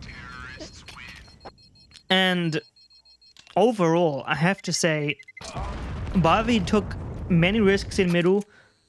in multiple rounds, and it did pay off. He got good positioning, he got good map control. It's sort of a calling around yourself, but from the front instead of from the back, if that makes sense. I don't want to call it Hooksy style, but, you know, Hooksy sort of called around the assumption that he would die, whereas Barbie sort of gives himself a bit more room to play in. There's no doubt that he does have the individual capacity to do so. Now, onto that T side, Pistol, Starboys, trying something very similar. But it's not going to be a rush into B, it's going to be a walk.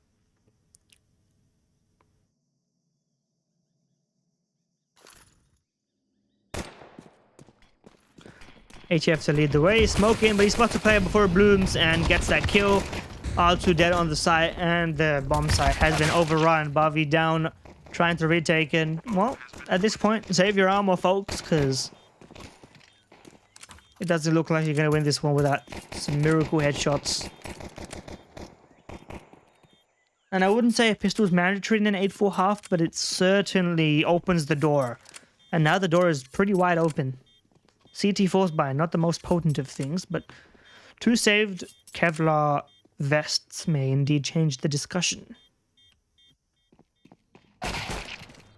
As well as those $300 bonus shots going on right now. Ooh, that's not going to be pretty.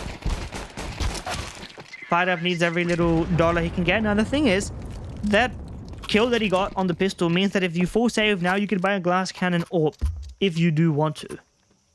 But they actually force buying instead.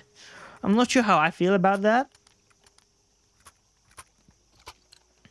There are a lot of close angles that you can force engagements in. Pushing a main, holding donut, lockdown cave, etc. I wouldn't choose personally heavy mid because your weaponry disadvantage is so potent here, but maybe the close range rules are going to favor you, and Lambs to the slaughter. Osama's just takes them all down. Easy lineup, spray down, 5-7s could do nothing. And Bavi's the only one to get one, and he gets 2 in fact. And a little bit of BM on that one.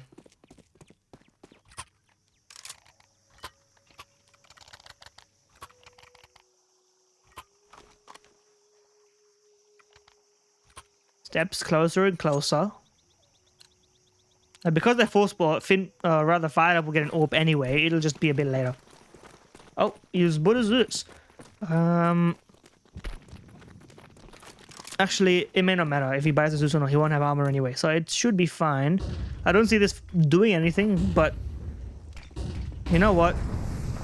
Ah, yes, let's go. Zeus kill and a 1D. Hold on a second. A little bit more than we bargained for. Oh, it was in the right position as well. That nade saved his life. Bomb still not down as a result of that damage. Every single time someone mollies that, it never works. Someone should just tell them. I hate to break the... Oh, hold on a second. I'm saying hold on to keep going because HF is very low. Sharpshooter's the only one who's going to have to save this. He gets that first kill. HF is down. He's down to a clutch. 1-on-1. R2 versus Sharpshooter. They know each other's position, but a 1D from R2. Old, reliable. Sharpshooter is not the one to get those kills this time around. Known for the headshot aim, but Starboys a little dim in that one. Turn down the brightness and let the Deegs reign free.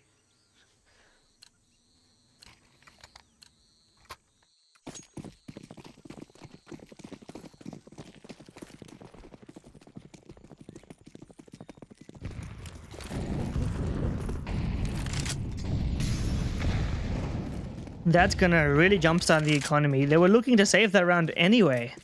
That wasn't a serious investment. And this allows the M forwards to just get comfortable, sit pretty, but not too pretty. Because the buy is still in.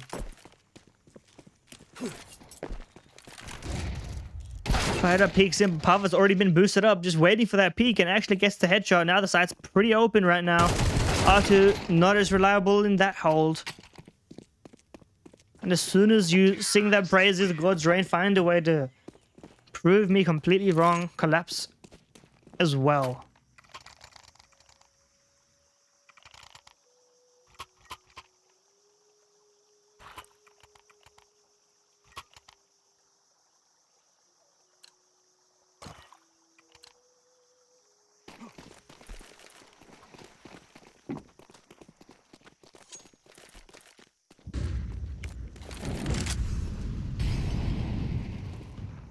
And now they're back down to the pistols. Molotov separates forces, changes, shifts the engagements.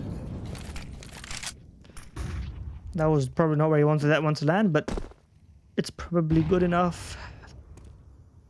And Parker's going for that clear. Another missed smoke in the middle, I believe. It sort of works, but Finn actually gets a kill, surprisingly enough. It does get taken out, and here's the thing, they may not check the left side as a result of that. Oh, never mind. R2 a bit too predictable. Swings. Any more damage is welcome, but I don't think it'll happen. And so we're going to see a 9-8 equalizer. Starboys still fighting strong. They can 2-0 this. I said that was that, but nobody hit a single bullet in that engagement. Literally nobody. But they get it through anyway. And it is Osamas once again just mopping up these pistols. Keeping it clean, keeping it tidy. And Bloody as well. You have to give him credit. Has looked quite strong.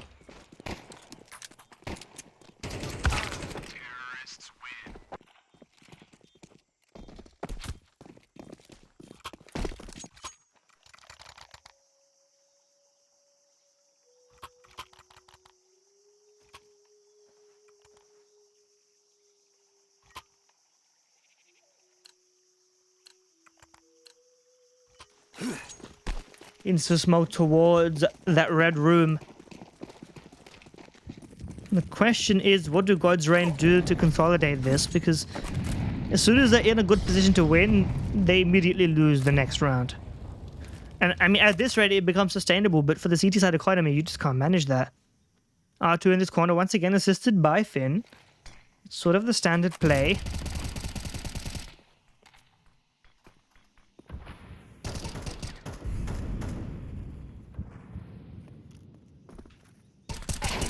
What a peak, man. Finn gets that frag and even follows up on a second and falls back to safety. That's well played from the rifler. Nade, solid attempt, but he's retreated all the way. Puts him in a 3-on-4. Position's fairly noted. Now it becomes a question of lurks. Rossi's got the right idea. It's just a matter of timing. He sees the leg, switches his angle and positioning, crouches in for the frag. Nobody's behind that, so after a moment or two, he'll realize the status of the play. Sharpshooter does get one, but it's a messy transition. And Finn's the hero of this round. Has been a while since we've had sort of an old school, not too old school, maybe 6 months ago old school, sort of Finn carry performance. He was single-handedly sort of putting this team on the map for a while, alongside some of the better stars, of course. When we had Revan in this team not too long ago.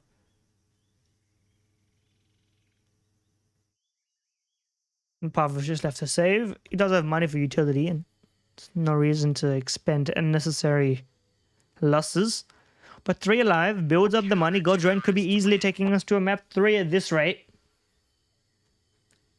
And we're happy to see that.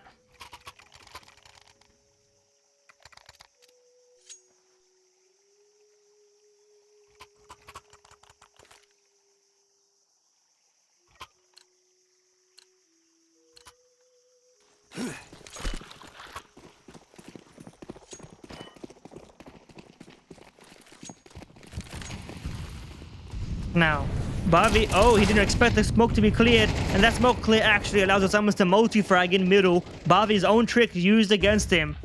A middle multi-frag, and now it's down to Finn to put down a last stand. Smoke to hold the angle, but the Molotov is actually the thing that's killing him. The Nate finishes the job. Well played by Bloody, managing his angles just fine. And just as I said, God's Reign can't back up their performances in this map. Or more accurately, they found opportune moments to fumble, and it's not just a simple fumble, it's everybody going down. Look at what it does to the money. 1 round is 2 rounds, back to back to back. Osama's 25 and 11. And if he single-handedly is pushing you this far, then the protocols, the setups are just not sturdy enough to withstand it. And God's Reign, maybe the roster move is making that a little bit harder, but I mean, I've just seen multiple moments where they just let go of the accelerator, where they're doing everything right, and then suddenly Starboy's coming with a new little twist, a new little gimmick. Nade the smoke and have Osama's peek. Put him in a good position. And it's enough. And we're back to 10-10. We're back to a position where Starboys could take this 2-0. We could see overtime. Everything's up in the air. Buy in. Fired up's up. It's been pretty quiet so far. Heavy mid, but nobody's home this time. Bloody was, but he's actually been taken out. So the mid play, the diversity of it is down. Finn pushes through. Spots more. Sounds the alarm. They're coming into B, boys. R2 left to hold, and he gets one and falls back. Well played from the side anchor. Falls back. Fired up as well. And it's all down to HF. His team left beside him. He gets the first kill, but the multi-peak is well timed. And maybe back-to-back rounds isn't necessary as long as they can just make it over the finish line. It's been close so far.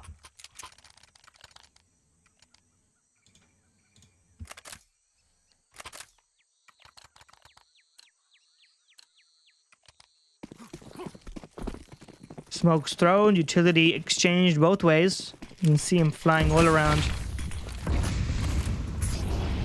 And again, no mid presence behind the smoke yet.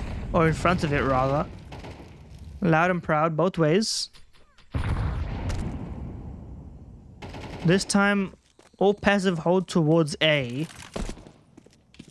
In the meantime, the shell fight actually goes to Samus's way, this time fighting from above instead of below. Another CT's there, and Rossi turns around, gets that frag. Worried about two angles, but escapes before it becomes a problem. Re-smokes, runs away. And that may be the trigger to hit A. Fire goes down, that's a big problem. Now Rossi has to defend this all on his lonesome. He pushes in and he goes down. And the rounds are just never back to back. R2 didn't ready himself for that smoke. It wasn't cleared when he got there, but in transition, it goes. Finn in a 104. He actually goes for it. He's been spotted out. He hasn't been spotted out. I say that with bated breath because it wasn't true. But that doesn't mean he's going to go for this. It's just a bridge too far. Look at the money. Look at the status of it all. No orb able to be saved. This M4, if he's lucky, he'll get it out. The T's have enough money to, you know, consider this at the very least. HF should be going for it. Drop the orb to someone who has money. You're on low health anyway. He's running around, gets that kill. AK gifted. That's pleasant at the very least. There's no crowd here, buddy. No one's gonna woo on that smoke spam with a wall bang. And so 11-11. As soon as you think somebody's gonna win the map, the tide changes.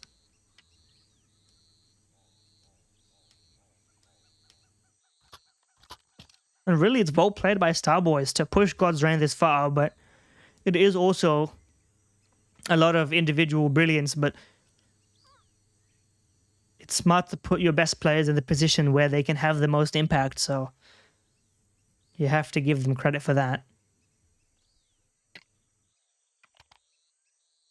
We could be seeing a new champion of the Dust2IN Masters.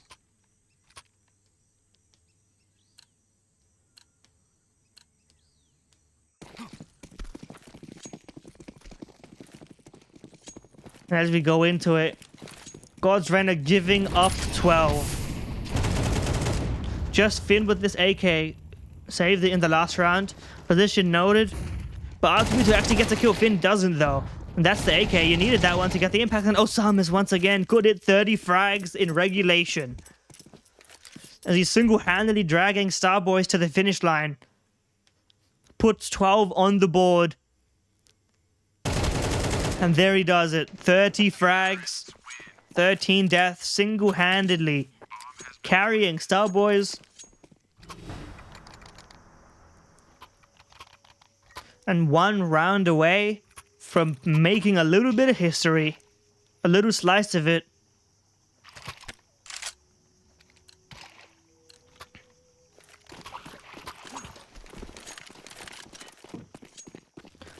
Or will we have overtime? Everything's down to the wire. Fired up, holding donut. 2 towards A. Initial presence, a little bit limited. Finn falls back. Doesn't want to give everything away immediately. Spam exchange, but neither side willing to commit. 3 towards B. And you can see how passive the T's are right now. Usually, Starboy is very happy to be aggressive, happy to push forwards. But okay, a little bit of a gimmick. Final round, put your best foot forward. The up-down stack. On top of the cave box. Finn hopes to put it through in the last minute. Meanwhile, through mid, fired up is going to have to flick upwards. This could be, he sees the shadow, but he still gets headshot. Osama's 31 frags and counting. And that could be the beginning of the end. 2 13-11s would be heartbreaking. God Drain so close every single time, but previously we praised them for always getting it over the line when it mattered. If this time they can't do it, it's the dethroning of reigning champions so many times in a row.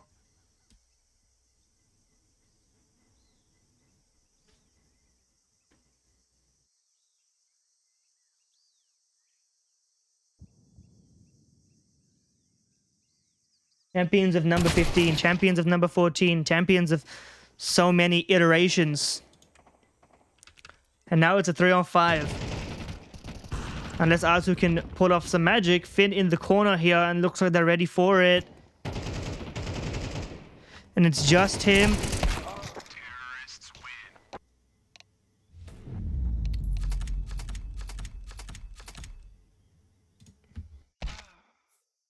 And congratulations to Starboys on doing it 2-0, taking down God's Reign. Never before seen. As well, a non-Indian team, primarily comprised of players from Pakistan, as well as Osama's subbing in, helping them out from the Middle Eastern region, carrying them, putting down 32 frags on the second map, monumental ratings and performances, a strong rifle performance. Congratulations to Starboys, commiserations to God's Reign, rebuilding their roster, strong performance from them, but they're going to have to sit this one out. As the reigning champions are finally put to rest, and the God's Reign is finally ended. It's finally over.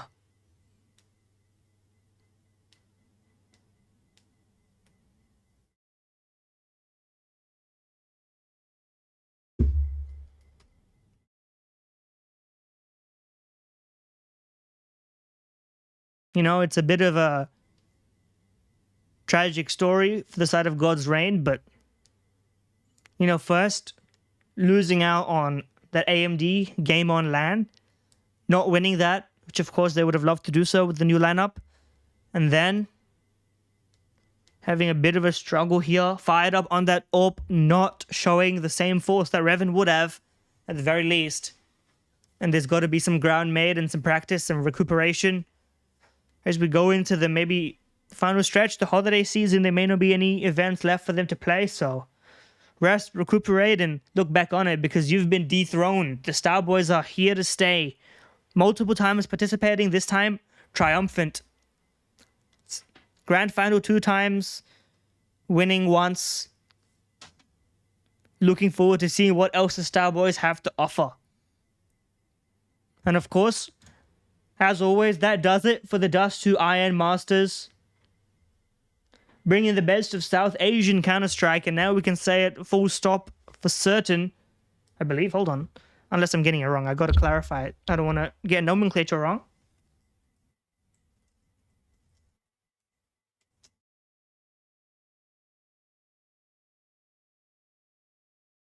Yes, okay.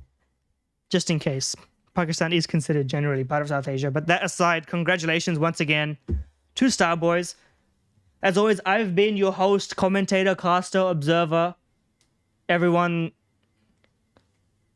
of these times so far in the past, I think, 7 times. I'm always happy to be here.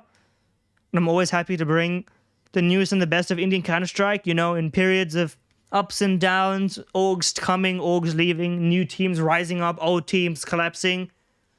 I'm happy to catalog it, commentate it, demonstrate it. And I'll see you next time. Continue to watch the Counter-Strike, continue to enjoy it. And thank you. Goodbye.